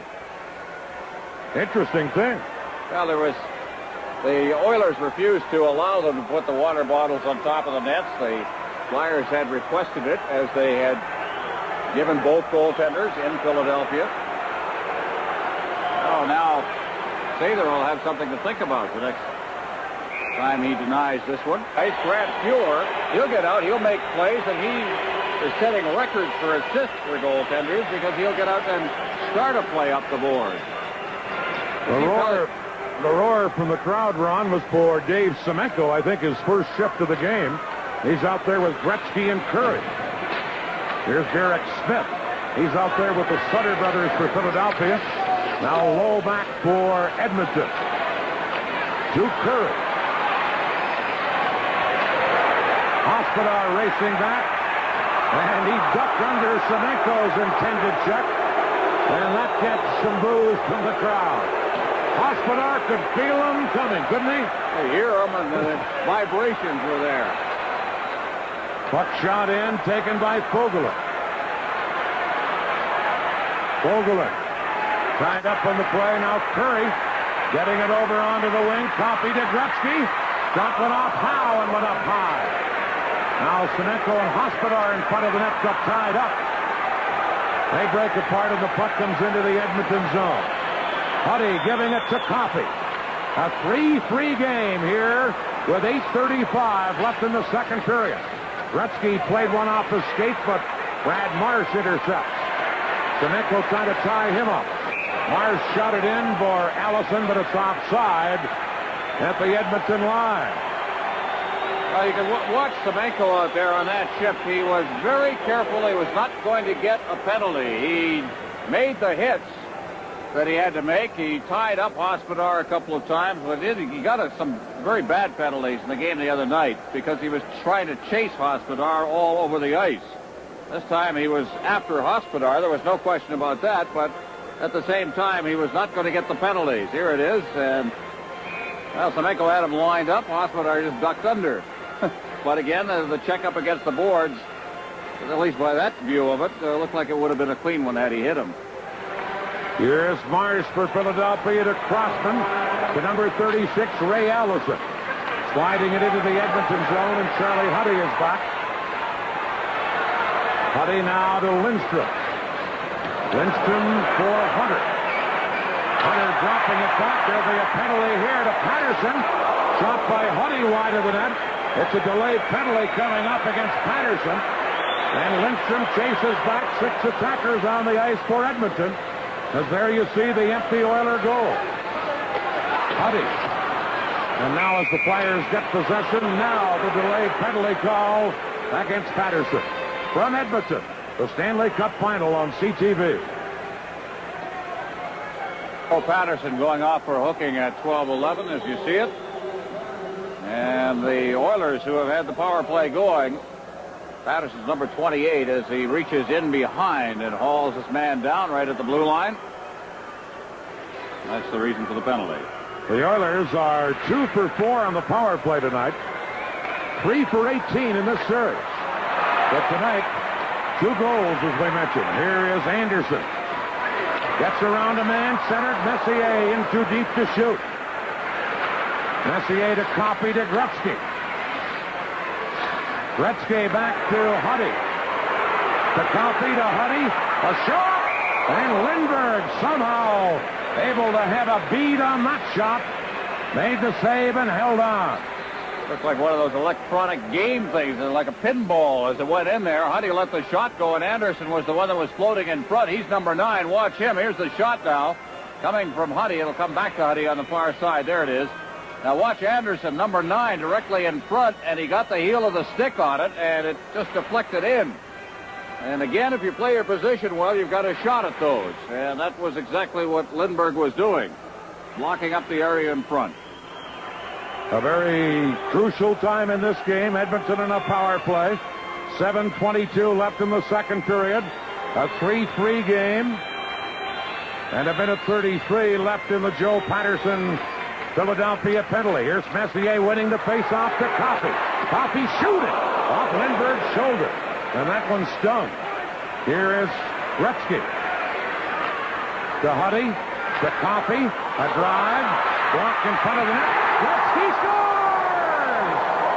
Gretzky on the rebound.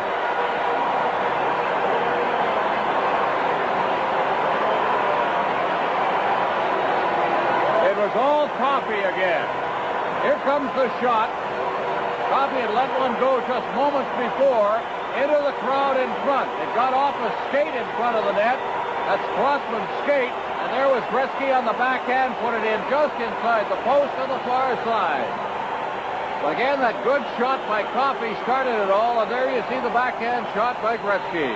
And for the first time in the hockey game, the Oilers have the lead. And Mike Keenan has some worries.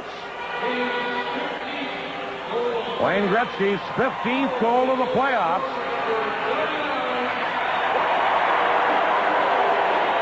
And the Oilers' 3rd power play goal of this game. And Edmonton has a 4-3 lead. Puck shot in with Jackson going back to get it. Forecheck by Smith. Now McClellan for Edmonton. Cleared. Marsh intercepting. Over to Hospodar. Hospodar shot it in. Jackson is there to clear it out. And here comes Lindstrom, number 19. Marsh takes Lindstrom out. And Marsh kicks it to Ron Sutter. Greg held it in. Rick Sutter knocked it loose. And breaking away is Derek Smith. He cleared one, but nobody was on that right side, and McClellan gets it for Edmonton. Here's Hunter to Jackson, who dumps it in. Lindbergh leaving it for Hospodar. Long pass to Zezel. Allison lost it. Here come the Oilers. Krushelnyski with a backhander that's high off the glass. Allison taken out by Gretzky. Zezel tried to clear it. Now Yari Curry to low, a drive high. Here's Pogulin. Now Curry trying to hold it in. Now Pogulin again. Into Gretzky. In front to Curry to Gretzky. Lindbergh knocked it away with a stick. And Marsh for the Flyers. Able to clear it to center. Kevin Lowe back to get it. The Oilers with a 4-3 lead, and here they come again. Gretzky. Never got the shot off. Now does. Blocked by Howe. Or Hospodar it was, and cleared away. Lowe back to get it. And an icing call against Philadelphia. And a standing ovation here for the Oilers. What a tremendous shift that line just had. And Gretzky, it just like the water seemed to part for him as he cut into the slot area. Never did get a great shot away. Here it is now. Gretzky, you see him parking himself behind the net, trying to feed it out in front. The defense covered up there. That's Brad Marsh, as he's done so often in this hockey game. But that other sequence where he circled around, came into the slot, and then everything moved aside for him. He does that, and people start to move with his fakes and so on, and he just winds up in open ice. Meanwhile, a go-ahead goal for Edmonton. Gretzky on the power play from Coffey and Huddy. 12:53 the time. A power play goal, the Oilers' third of the night. Here's Napier, checked by Poulos. Now Howe ties Napier up. Anderson knocked it back to the Flyer goal, and Dvorak trying to work it out. Coffey did a good job of holding it in, but then it does come to center. Less than 5 minutes left in the second period. 4-3 Edmonton, and here comes Paul Coffey. Coffey with 3 assists tonight so far. Centered it, and Lindbergh intercepted it and held on to it. Well, the shots on goal right now are 21-15 favor the Oilers. And remember, we told you 10-5 at the 15-minute mark of the first period. So that quick arithmetic tells you quite a bit about the way the Oilers have changed this game around. Here's the great speed of Paul Coffey. I don't think there's a better skater in the National Hockey League. That's Mark Howe. He just blew by him right there. And behind the net, he skipped over. But look at Howe chased him all the way around behind, and he still managed to flip that one right out in front. I think I said Coffey had 3 assists. He has a goal and 2 assists. Brad, any thoughts on the way Edmonton has seemingly taken charge? Well, definitely, I think the goal in the first minute of this period has really given them a lot of life. Now they're starting to take a little bit more control. They're playing very cautious. The goal by Gretzky, a broken play. I mean, that's given them all the life. Now they're really going to try and get 1 or 2 more before the period ends. Here's Jackson firing from the point wide. Patterson there to clear it. John Jackson shot it. Knocked away by Patterson, and Lindstrom has to hustle back for Edmonton. Willie Lindstrom. Now stolen by the Flyers. Patterson got it in front, but McClellan was there.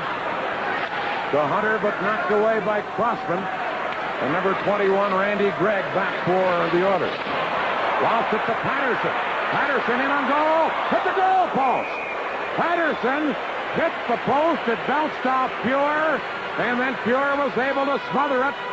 And now some high sticking off to the side of the net.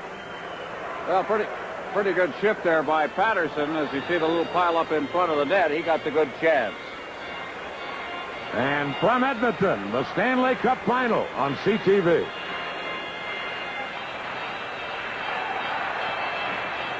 Well, look at a worried Philadelphia bench, and well, they should be. This is Patterson moving in, and as he got it into the crowd in front, he got more room than he really, and there he put it right off the post.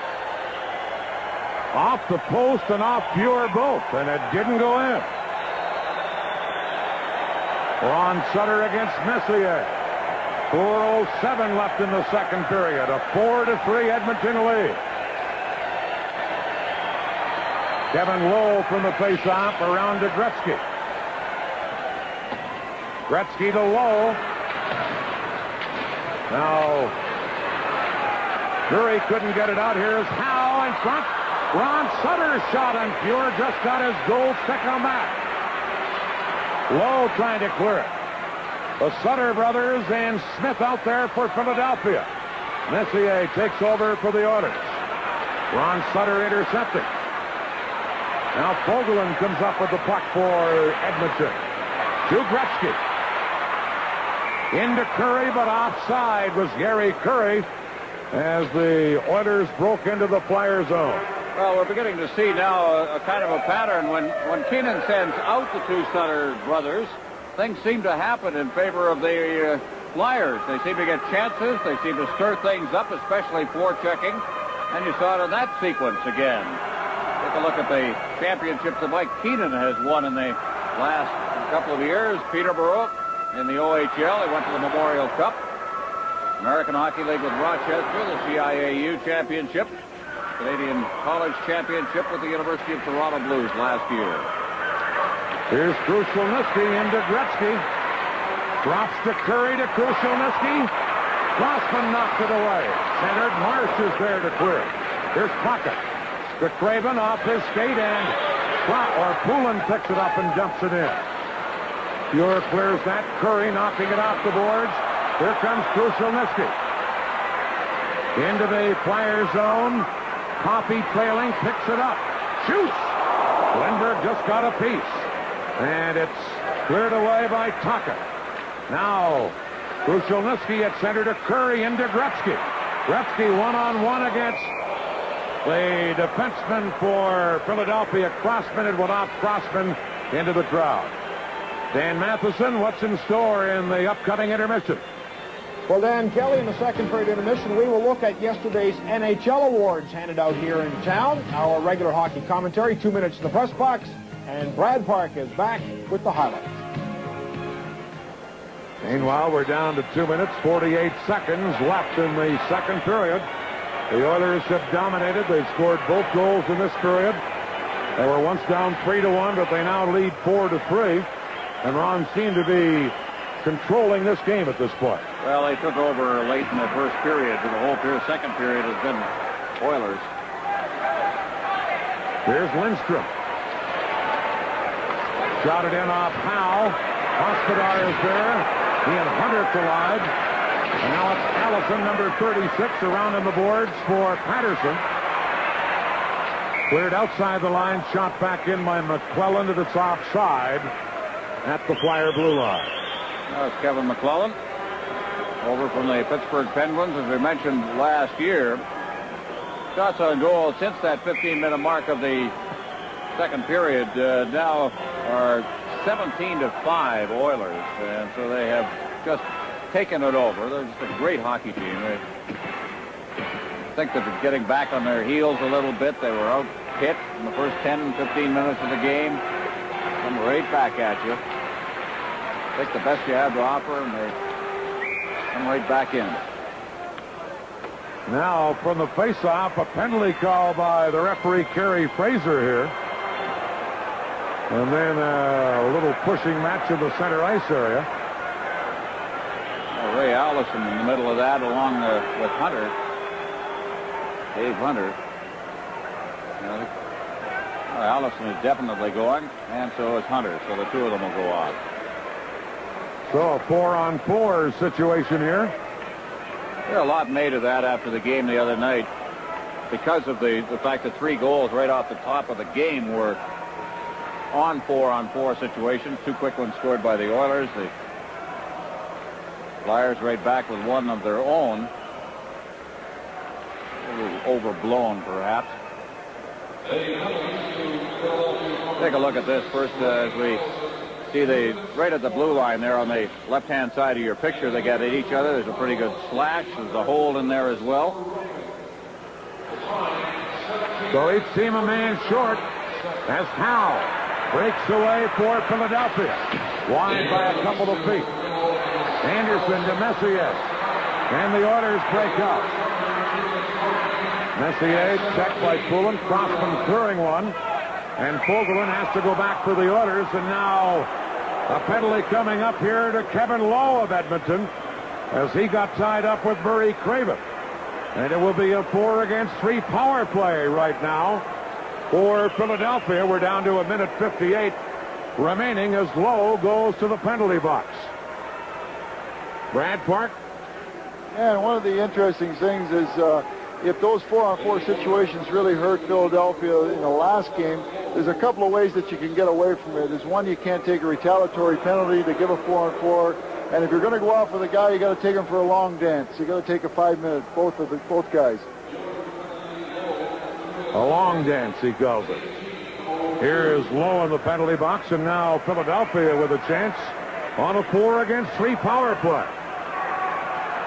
Well, it's interesting to see who Glenn Sather's going to send out here, and one of them will be Paul Coffey, who is just playing immense hockey right now. There's no way to describe it, but he puts speed out there. He trusts his snipers to kill penalties.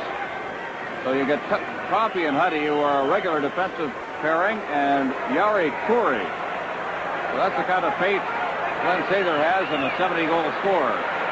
Remember, the Oilers led the league in short-handed goals in the regular season with 26. They lead in the playoffs with 6, so they're dangerous that way, too. Here's Philadelphia on a power play. They scored once already tonight on the power play. Howe to the side of the goal. Now Sinisalo. But Curry intercepted. Curtis Crossman made a good play to intercept. To Sinisalo. Into the zone. Curry is there to clear it away. And number 3, Doug Crossman, goes back for the Flyers.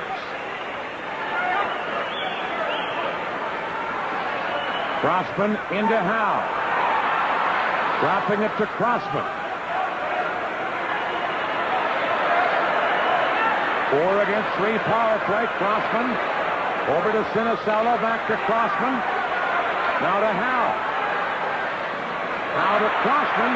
Curry makes a diving poke check to clear. And here's Coffey. Tied up by Crossman. And Doug Crossman had to take a penalty. He did.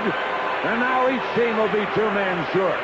And again, that speed of Coffey presented the penalty. Coffey breaking in. A great effort first by Curry there to Crossman and Coffey. And he had to put the clutch on him because Coffey would have blown right by him. He'd had the breakaway. No doubt about the penalty, and it evens off here with 53 seconds left in the period. Coffey kind of reminds you of one of those speedy wide receivers in football that can run that fly pattern that just runs by everybody. I want to grab it by the throat or something. Hold it. You know, I got a shot here. 53 seconds left in the period. And now each team will be 2 men short. Now you talk about skating room, Dan. Let's see what this looks like. Let's see who they put out. Gretzky will come out along with Gregg and Jackson. So perhaps say they're not quite as confident in a 3-on-3 than he is on the 4-on-4 situation. He puts 2 defensive people out there. Of course, that guy that's going to take the draw isn't what you call. It's like having 2 guys up front anyway. Yeah. Here's Gretzky getting it to Gregg. Back to Gretzky. Over to the other point. Held in, but Poulin intercepts. And Poulin passing it to Miroslav Dvorak. Dvorak dropping it to Howe. Each team 2 men short. Cleared to center. Gregg knocks it down to Gretzky. Howe is there to take Gretzky out of the play, and Howe comes right back to Dave Poulin. 2 of the penalized players are back on, so it's 4-against-4. Poulin tied up. Dvorak trying to get it. Here's Fuhr clearing it. Ray Allison back to Marsh. Marsh is backhander wide. Allison unable to center, and Jackson has it. Allison gets it to Poulin. To Dvorak. Shot. Fuhr, a big save. And now a penalty again against Edmonton. As there you see Allison, who was taken out by number 12, Dave Hunter, in front of the net. And, well, no penalty. The period comes to an end. I think a penalty's called as well. Well, it is. There's a holding penalty been called. I don't know against whom yet. We'll probably have to wait till the beginning of the period. But here's the chance here by Dvorak. Out in front of the net as the Puck seemed to be cleared right onto a stick there, but the holding is there, and I think it's Hunter is going off, so the penalty will carry into the next period. 4-3, Edmonton leading after 2 periods. Let's go to Dan Matheson. At least going to start him in the third, and with the way Mike Keenan's going, you take it from there. Well, I won't take it from there because I've quit trying to read his mind. We've got penalty situations going into this period, of course. Penalty was called right at the end of the period on Dave Hunter of the Edmonton Oilers. So there are 2 seconds remaining, and a penalty to Kevin Lowe. He will be back on the ice. The teams will be at even strength for another minute and 5 seconds. And then for the final 53 seconds, barring further penalties, and who's to say they won't come, the Flyers will have a power play. It's just a 1-goal hockey game, but the Flyers are looking to change the momentum a little bit and change the atmosphere out on the ice, and that's what they've done by putting Bob Froese into the game. Just give it a new look. Give it something that'll get this thing turned around a little bit, because in fact it has become, since about the 3-quarter mark of the first period, an Edmonton Oilers hockey game. You see Lowe in the penalty box. He's the one with 2 seconds left. Hunter just beginning his 2-minute sentence, and Crossman is off for Philadelphia with 1:07 left. And here we go for the Northlands Coliseum in Edmonton and the third period. Ron Sutter got the puck, but Fogelman cleared it down, and now immediately Lowe is back on, so it's another 4-against-4 situation. Here's Brad Marsh picking an opening and clearing it the length of the ice. Muir beats Craven to it. Ron Sutter knocked it down, but Lowe intercepted his pass. Lowe into Messier. Shoots. Save with a stick by Froese. Now the Oilers try and get it in front. Knocked away by Hospodar. Here's Ron Sutter. Sutter's quick wrist shot. Stop. Another shot. Stopped by Fuhr from Ron Sutter. Here comes Glenn Anderson. Down the ice all by himself, and Howe poked it away from Anderson, and Marsh has it. Number 8, Brad Marsh to Mark Howe. Around to Zezel. Dvorak held it in. Now Coffey breaks out. Mark Howe knocking it away. Crossman is back on. Philadelphia on a power play. Hunter still with 47 seconds left as Howe flips it to Zezel. This is picked off by Huddy. Over to Coffey, and he slides the puck the length of the ice. Throws on the boards to Howe. Howe to Poulin at center. Sinisalo checked by Lowe. And then as the Flyers carry in, they go offside anyway at the Edmonton line, and just 23 seconds left in the Hunter penalty. Well, you saw something just a moment ago that you would not see at all with Pelle Lindbergh in the net. A goaltender, a Philadelphia goaltender, coming out. You look at Pelle on the bench and playing the puck up along the boards. Again, I mentioned in the second period, Lindbergh does not do that. It's just a little forward to him. He doesn't want to attempt to do it at this particular stage of his career. So again, you see the little difference in the way the game is played. One goaltender to another. The Oilers are shorthanded. Their penalty killing in this series has been excellent. They've killed off 18 of 20 penalties assessed in this series so far to this point. Here's Sinisalo. Taken out by Lowe, and Anderson clears it away. Dvorak back to get it, and the Hunter is back on. The Oilers have killed it off. Dvorak to Poulin. Curry back checking, knocked it away. Dvorak still trying to center. And it's now taken and cleared by Lowe, and he cleared it up too high. Put it up over the glass into the crowd. Well, Kevin Lowe gains a great deal of respect in the National Hockey League. As you look at number 4 of the Oilers, Lowe was former captain of the Quebec Rempart of the Quebec Major Junior Hockey League. An English kid, a French town, and a captain of a French team. That's quite an accomplishment, and that just tells you a little bit about the respect that his peers hold for him. He's a tremendous hockey player. A very key part of the defense. More a defensive defenseman, overshadowed certainly, as most players are in the National Hockey League, most defensemen at least in these days, by Paul Coffey. 17:44 left in the third period. The Oilers 4, Philadelphia 3. Ron Sutter wins the faceoff. Hospodar shoots up high off the glass. Rick Sutter to Ron Sutter to Rick Sutter. You're a big save. Now Ron Sutter again. And Huddy took it away. And Huddy will flip it to Lindstrom. Now to Messier. Mark Messier in front.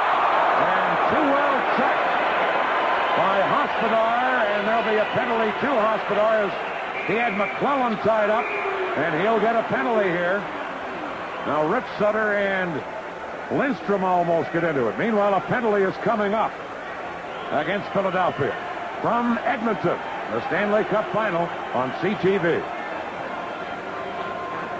Looking at 2:46, we had plays at both ends of the ice. Ron Sutter set up Rich Sutter right in front of the Oilers net, and then this play as the Oilers got in, and there you see Hospodar just putting a hook on Kevin McClellan, and so he goes for that. And so now the Oilers again get an opportunity on the power play. Looking at 2:46 to the third period, the time. And Philadelphia immediately cleared down the ice. 3 for 5 the Oilers are on the power play tonight. Here comes Glenn Anderson. Broken up by Crossman. Gretzky intercepts, dropping it to Huddy. Over to Paul Coffey. Coffey into Messier. Back to Coffey. Now to Huddy. Gretzky centers to Anderson. Poulin knocked it away. Coffey pinches in. Shoots one. Throws. Kick that out. And then Howe cleared it away. And Huddy goes back. A minute 12 left in Hospodar's penalty. Gretzky to Glenn Anderson. Anderson knocked down. Centered to Messier to Gretzky. He scores!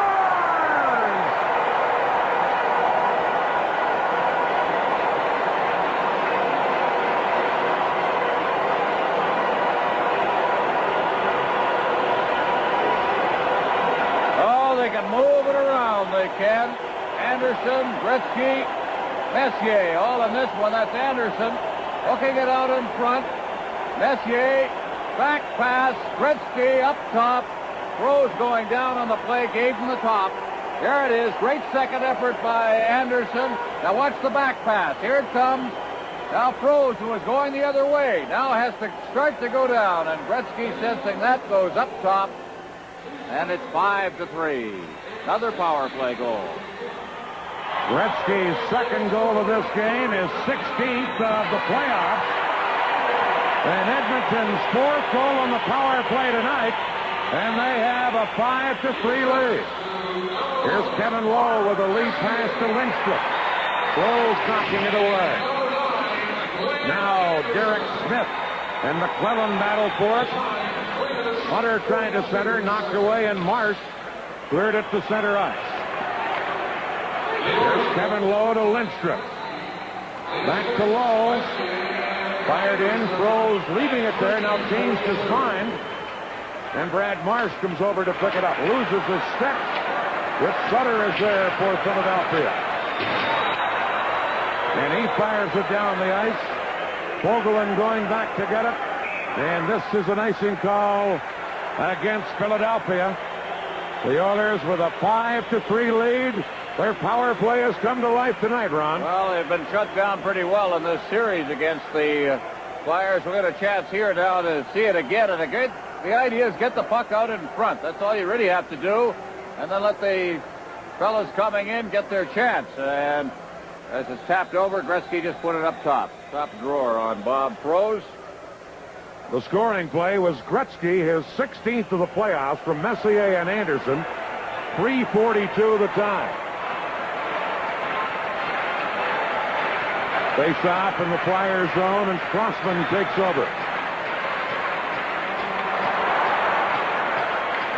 Crossman with a lead pass to Craven out of his reach. The Oilers clear it, held in by Crossman. His shot right on target. The Oilers grabs it and held on. From Edmonton, the Stanley Cup Final on CTV. Coaches at both benches, and Glenn Sather and his Oilers have a 5-3 lead as we get ready for a face-off deep in the Edmonton zone. Gretzky's 2 goals, by the way, have come on the power play tonight. And he has 4 power play goals now in the playoffs and 16 overall. Puck shot out and tipped by Gretzky. Hospodar back for the Flyers. Long pass going the length of the ice. Gregg going back to touch it. And it's icing against Philadelphia. Brad, Edmonton scoring 4 of their 5 goals tonight in the power play. They'd had very little success earlier in the playoffs. How come their power play has clicked? Well, between periods, I had a chance to talk to Ted Green. He says they're finally getting some point shots. And from what I can see, Philadelphia is using a very tight box, and they've been trying, Edmonton been trying to filter the puck in tight to get the close shots. Now they're taking the point shots. They've got a couple of cannons back there. They've got Coffey and Huddy, and they're getting it on the rebounds or the initial shots with the screen. Now, I know we talked about the change of goaltenders for Froese in Game 3 to interrupt the flow. Here in Game 4 for Lindbergh to get a chance to get a drink. How come he starts Froese here in the third? Just a hunch, and sometimes you've got to go with them. Here we go with a face-off. And Marsh drops it back for Crossman. Over now to Marsh. Head manning to Ron Sutter. They head to Derek Smith. Huddy knocked it away, and then Huddy fell down. Ron Sutter gets it to Derek Smith. Backhander. Stick save by Fuhr. Here are the Sutter kids and Derek Smith again, and they usually provide most of the Philadelphia pressure, at least in this game tonight. Crossman to Marsh. Shot in. Now Allison digging in. And it's cleared back out by Fuhr. And hustling back to Zezel. Flyers have changed on the fly. Zezel cleared it. Intercepted. McClellan tied up by Marsh. And it's held there for a faceoff. Well, Brad Marsh there has blocked a few in this game. A couple have got by him, and when they've got by him, they've also got by Pelle Lindbergh. But just to extend the comment that was made by Brad Park, the total shots through the second period for the Oilers were 22. 7 of them were taken by point men. That's a third of your offense, and I think that probably it tells a story there. They're letting them go. Some of those shots have come from a ways out, and they've either been deflected in front or they've just gotten by everybody on the screen. You know, a player I haven't seen much of in the latter part of this game, Ron, Brian Kropp. He's on the bench, but hasn't been out there as regularly as normal, and he may be injured or playing hurt and not playing up to par. Puck shot in by Messier. Going back is Howe. Around on the boards to Tocchet. And it's deflected into the Edmonton zone, and Messier goes back for the Oilers. Leaving it there for Fogelin. Fogelin to Anderson. Couldn't get it by Howe. There's Tocchet with a chance. Edmonton clear it. And Anderson ahead for Napier. Dvorak back, throws out of the net to clear it. And Howe and Anderson fight for it. Held in by Gregg. Napier in behind. Trying to get it for somebody in the slot, but too closely checked by Dvorak. Dvorak, number 9 for Philadelphia. Cleared it. Getting it to Poulin. Now to Howe. Ford head to Tocchet. He had been pulled down on the play by Jackson. And here come the Oilers, led by Jackson. Was knocked away by Crossman, and Rick Sutter to Smith. Number 24, Smith. Shot blocked by Curry. And here's a 3-on-2 Edmonton break to Krushelnyski. Trying to get it back to Curry, but off Crossman's skate. Crossman then clearing it. And Huddy goes back for the Oilers. Edmonton with a 5-3 lead. Trying to take a 3-1 lead in this series, and now the Flyers go offside at the Edmonton blue line. From Edmonton, the Stanley Cup Final on CTV. Well, who says there's a hockey war going on? There's Johnny Esau, Frank Selke Jr. of CSN, Joel Nixon of the NHL broadcast department is in there, Ed Huff, all enjoying this hockey game together. And it's been a great game. Edmonton getting behind 3-1, but now leading 5-3. Here's Coffey. Trying to flip it in. Howe kicking it into the center ice area. Here's McClellan. Flips it back in. Now I notice Brian Kopp is out there for the first time in several shifts for the Flyers. Here's Rose handling a long shot. Now Lindstrom trying to center. McClellan. Kevin McClellan in front and just picked off by Hospodar. Now to Sinisalo. Into center ice to Propp, and then Propp is upended on the play. And there'll be a penalty on that play to Hunter of the Oilers. Dan, there could have been a penalty earlier. What happened was Mark Howe lost his stick right at the blue line, and as he reached for it, Hunter skated by and knocked the stick away from him. It left Howe without a stick back in his own zone as the play came back in. Finally, Zezel handed him his stick, and he played with that. Then Hunter finally drew a penalty in the center ice zone later on. Here, perhaps we can see it. The upper right corner is the penalty here.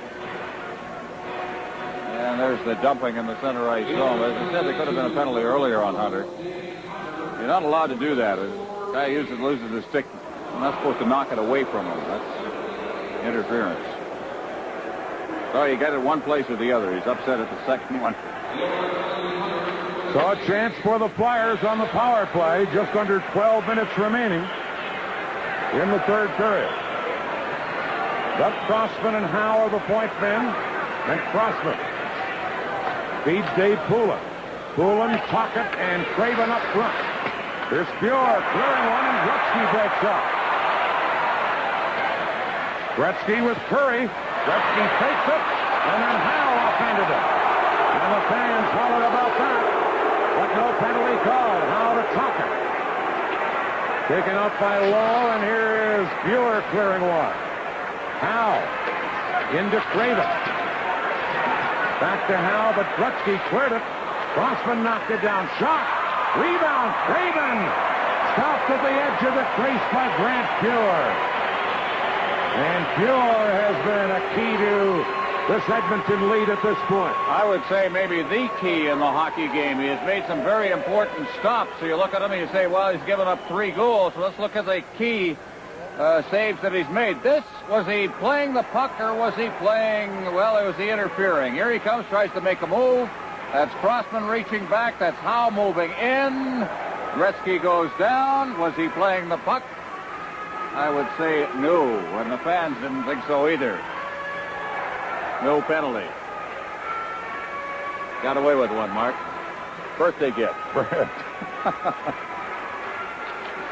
Here's Zezel to Howe. A shot blasting it wide.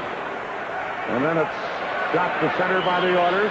1:05 left of the penalty, by the way, to Edmonton. Here comes Zezel. Sliding it in. Todd Bergen in to get it. To Zezel. Off this skate, Coffey. Taken out of the play. Propp. Now trying to get it free, and it's held there by Coffey. And the faceoff will be in the Edmonton zone. Well, apparently, nothing's wrong with Brian Propp. He's been out there 2 shifts in a row, but he had not been out there for quite some time. Sometimes it's just a matter of what lines you want to get out against what lines, and Propp may have got the shuffle in all of that. You look at the 2 teams here and the injuries that the Flyers have suffered. They are hurting terribly. Forget about the fact that Tim Kerr is not playing. They've got people playing who are hurt. Poulin is one of them. Sinisalo's got a bad shoulder. He's playing hurt as well, and their offense just seems to have stripped a gear. They don't seem to have that attack. The best offense they seem to have are when the 2 Sutters are out there.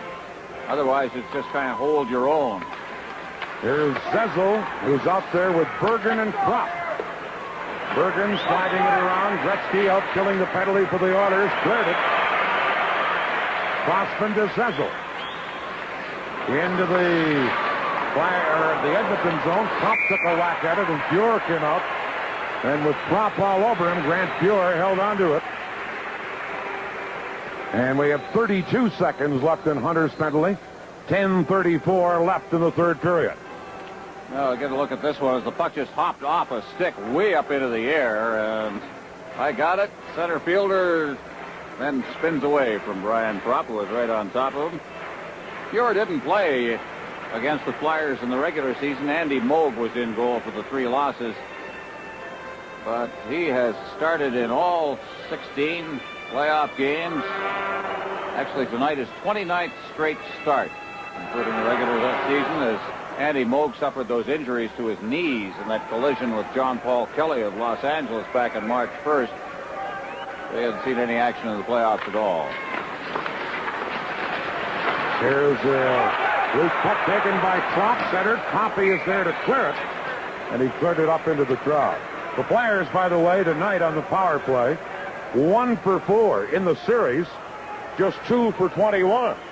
So the Oilers' penalty killing has been very good. Well, an ailing Tim Kerr, we've talked about this since way back in this playoff series, when Kerr was hurt in the Quebec series, that without him, suddenly that part of their game seems to dip and would dip. He's a big man around the net, literally and figuratively. Here's Zezel against Messier. 25 seconds left in the Edmonton penalty. Messier tried to get it out.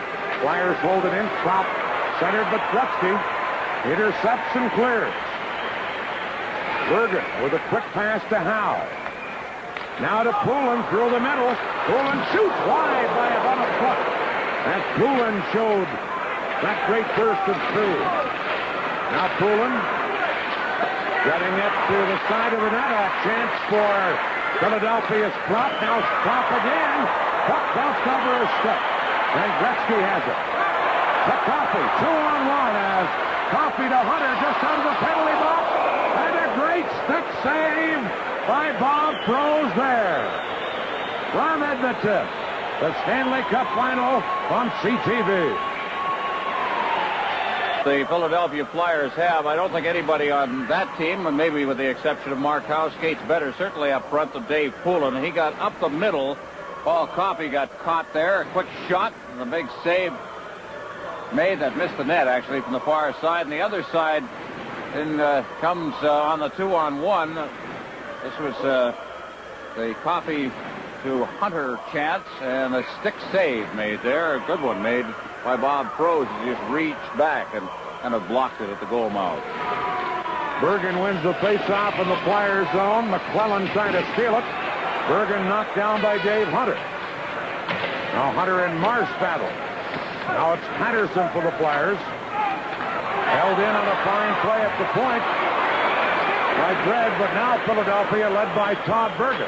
Bergen's long shot wide, and then Fuhr covered up on it. Todd Bergen can really fire that puck.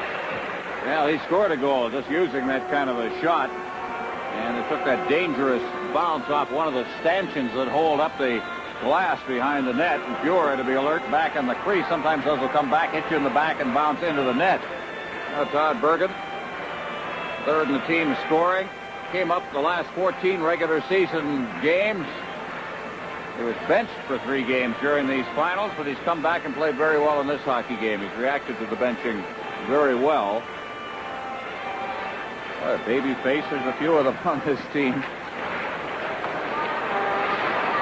Here's Jackson trying to clear one out. Dvorak held it in, and Allison slides it behind the goal. Here's Lindstrom flipping one. That's knocked away, and it's Messier dumping it in. Dvorak back for Philadelphia. Dvorak headmanning it to Patterson. He couldn't handle it. Lowe cleared it away. And now it's Hunter for the Oilers. He just dumps it in. The Oilers with a 5-3 lead. Rick Sutter clearing it back up. Now Lowe Off the boards to Hunter, ahead to Messier, to Anderson, to Fogelin, and the Oilers just dump it in. Howe back for Philadelphia. Ahead to Ron Sutter. Now to Smith. Back to Ron Sutter, out of his reach. Sutter hits Smith with the pass. Messier took him out. Now Smith to Rick Sutter. Back to Smith. And Messier tied him up. Kevin Lowe then knocks Rick Sutter down. Messier and Smith battle. Smith winding it around to the other side, and Anderson is there to clear it. And we're down to 8 minutes left in the third period. Brad Marsh to Rick Sutter. Lowe intercepting that. Further than Hospodar knocks it away. Here's Gretzky intercepting the pass. And the Oilers poke it to center. Marsh knocks that down, and here comes Propp. But Coffey took it away. Paul Coffey. Centering. Now Gretzky. In front, knocked away by Marsh. And then it's cleared. Curry at center knocked it down, but Putty clears it right back to the Flyer line. Here's Mark Howe. Shooting it in as the Oilers play defense and protect their 2-goal lead and just clear it right back to the Philadelphia end of the ring. Poulin. Lost it. Gretzky dumping it in. Crossman. On the boards. Now Curry to Gretzky. Gretzky to Krushelnyski. Wide by about a foot. Here's Gretzky to Krushelnyski. Checked by Tuckett. And the Flyers come back. Stolen by Gretzky. To Curry. Into the slot to Krushelnyski. Skate save by Froese. As Krushelnyski was in all alone. And now the Flyers jump it in. 6.5 minutes left. Here's Tuckett. Centering to Craven. Knocked away by Edmonton. And we haven't had a stoppage for some time, and seconds are ticking away. Here are the Oilers to Lindstrom. He couldn't handle it, and Marsh takes over. To Craven, stolen by Lindstrom. Lindstrom's shot off Hospodar and high. Marsh clears it, and away comes Sinisella. But McClelland tied him up. Now the Flyers, Hospodar trying. Here comes Sinisella. Shoots one. Pure to his knees to stop that. And Lowe cleared it out. And the Oilers, their honor showing they can play some defense. Well, they're really tightened it up right now, and there's finally the icing call. From Edmonton, the Stanley Cup Final on CTV.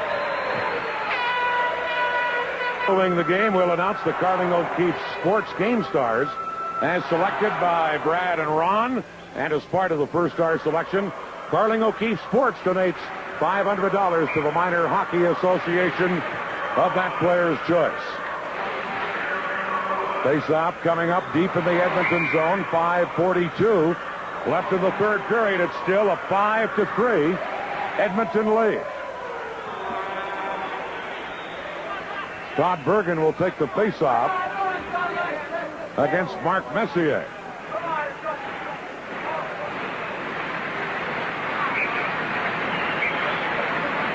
Now somebody on the Oilers low is in the circle. And over comes Kerry Fraser. He wants to warn Brian Propp about his positioning for this face-off.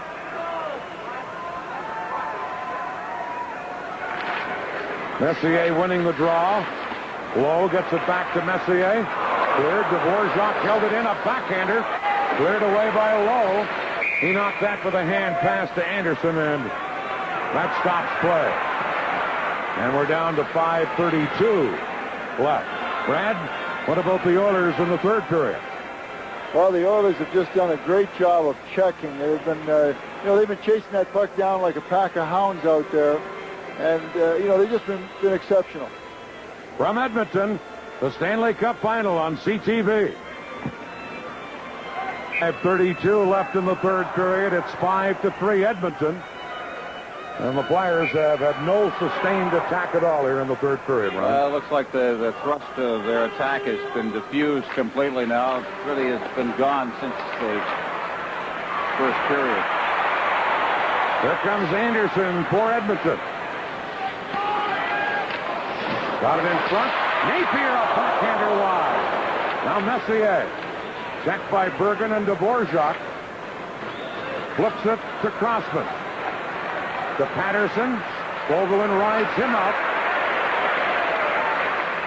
And here's Kevin Lowe. Off the boards to Napier, but Crossman hustles back to beat him to it. Here's Propp. Over to Patterson. Huddy is there defensively. Bergen checked by Yari Curry. And Curry gives it to Coffey. Now to Yari Curry. Dvorak knocking that down and giving it to Hospodar.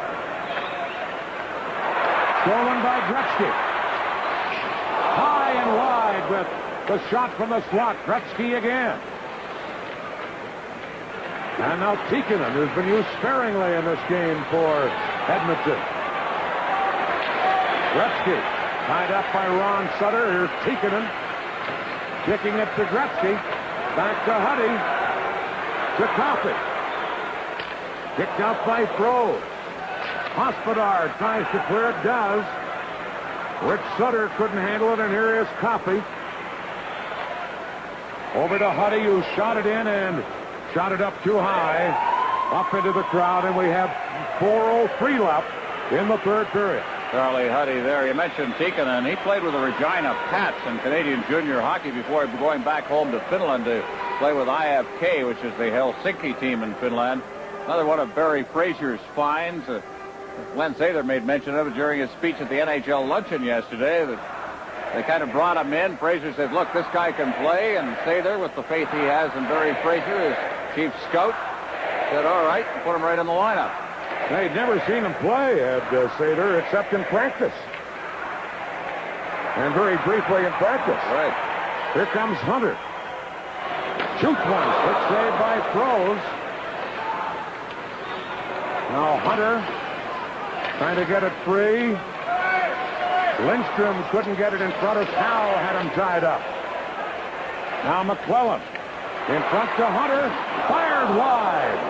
And Tocchet cleared it, but not out. Jackson's shot from the point blocked. And then it's held against the board for a stoppage. From Edmonton, the Stanley Cup Final on CTV. The chant here in Edmonton at this point is the cup stays here. You going to bet against it? Not right now. Well, the Flyers win, or at least the Oilers win this one. They're one win away with that game right here on this ice surface again. And if they win this one, the Oilers would have won 15 straight playoff games.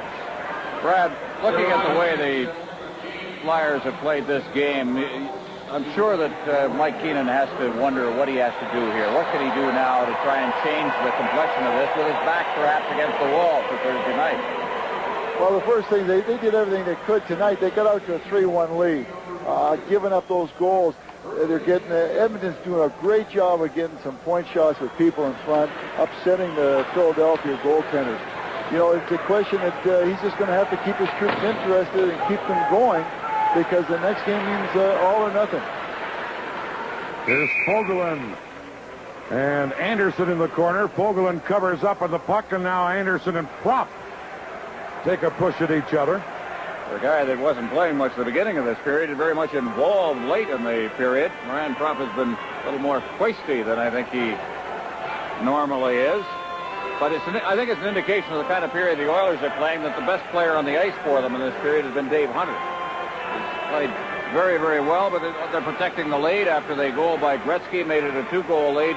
All of a sudden, it's the Grinders who take over to protect the lead. And the Oilers have done that well, as Philadelphia hasn't been able to get much of a sustained attack going in this third period. Here's Peter Zezel against Messier.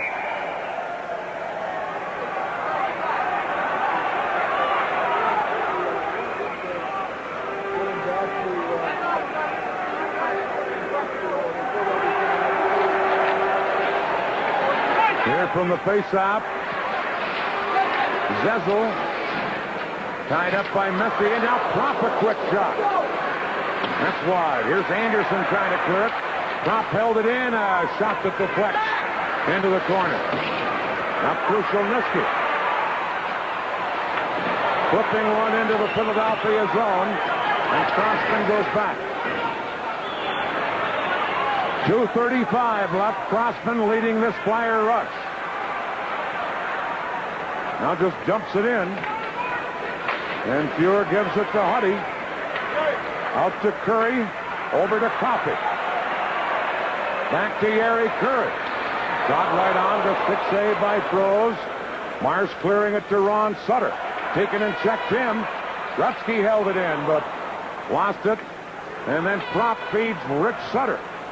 Rich Sutter trying to get it to brother Ron. It comes to Marsh. Shot off the side of the net. Marsh centered, and Curry cleared it away. Held in by Derek Smith. Huddy to Tikkanen. Now Huddy. Smith held it in to Ron Sutter. And away comes Tikkanen to Gretzky. Back to Tikkanen. Derek Smith is there to clear it. And we're down to 1:40 left in the third period. 5-3 Edmonton. The Oilers dump it in. Froze setting it up.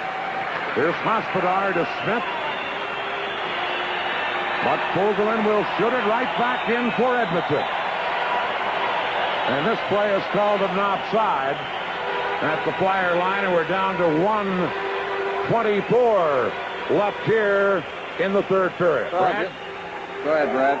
Yeah, one thing that I've really seen happen the last 2 or 3 games, and it's evident that Lindbergh's not in the net right now, is he's really been bothered by the Edmonton Oilers. You can see it started with Anderson, was probably the guy that's really been bothering him. Tonight on the first goal, Coffey's goal, he was distracted by Krushelnyski. Huddy's goal, he was distracted. He's really going to have to settle down for the Oilers for the next game, or for the Flyers. Here's Hunter.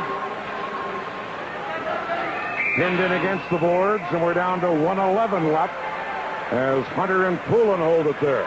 Well, we've talked so many times about the two Sutters and Derek Smith and the way they have played this game. You almost hate to see them come off the ice. It's that good old rock'em sock'em Sutter-style hockey that they play, but they have been by far the best line that the Flyers have had here tonight. Rich Sutter has a goal, Ron Sutter an assist in the game. But it's just been mostly them. Most of the action around the Oiler net has been when they've been out there.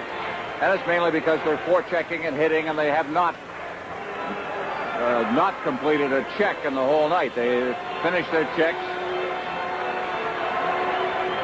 No question, they've been the best Flyer line, but it hasn't been good enough. The Oilers lead 5-3. Here's Howe. Over to Hospodar. Flips it to center. Fogelin back, and we're in the final minute of regulation play. Fogelin clearing it into the... Oh, and there's Hunter taking Hospodar out. Now the puck taken by Lindstrom. Lindstrom checked by Patterson. And it's shot to center, but Fogelin has it. Fogelin shoots it right back in. Hospodar back to get it, and we're down to just 30 seconds left. Here's Philadelphia's Tocchet. Sliding it in. Going back is Huddy. Rose is staying on the ice. Here are the Flyers. Centered. Patterson just missed tipping it in. And then Anderson clears it away. Here's Rose out of the net to shoot it. Now Crossman. To center ice to Patterson. 5 seconds left. Fuhr cleared it away. The Oilers get it to Gretzky. The Oilers win the game 5-3. They lead the series 3-1. And the Oilers, with another win on Thursday night, could wrap up their second straight Stanley Cup. And I don't know whether the Philadelphia Flyers can play any better with the manpower situation the way it is than they did tonight. And they were just completely outmanned in the hockey game. The Oilers far, far the superior on this particular night. And now Mike Keenan is going to have to come up with something in order to try and get a win here at Edmonton Ice. If he doesn't, it's all over. It'll end on Thursday night. The final score, the Oilers 5, Philadelphia 3. Edmonton leads the series 3-1 from Edmonton. The Stanley Cup final on CTV.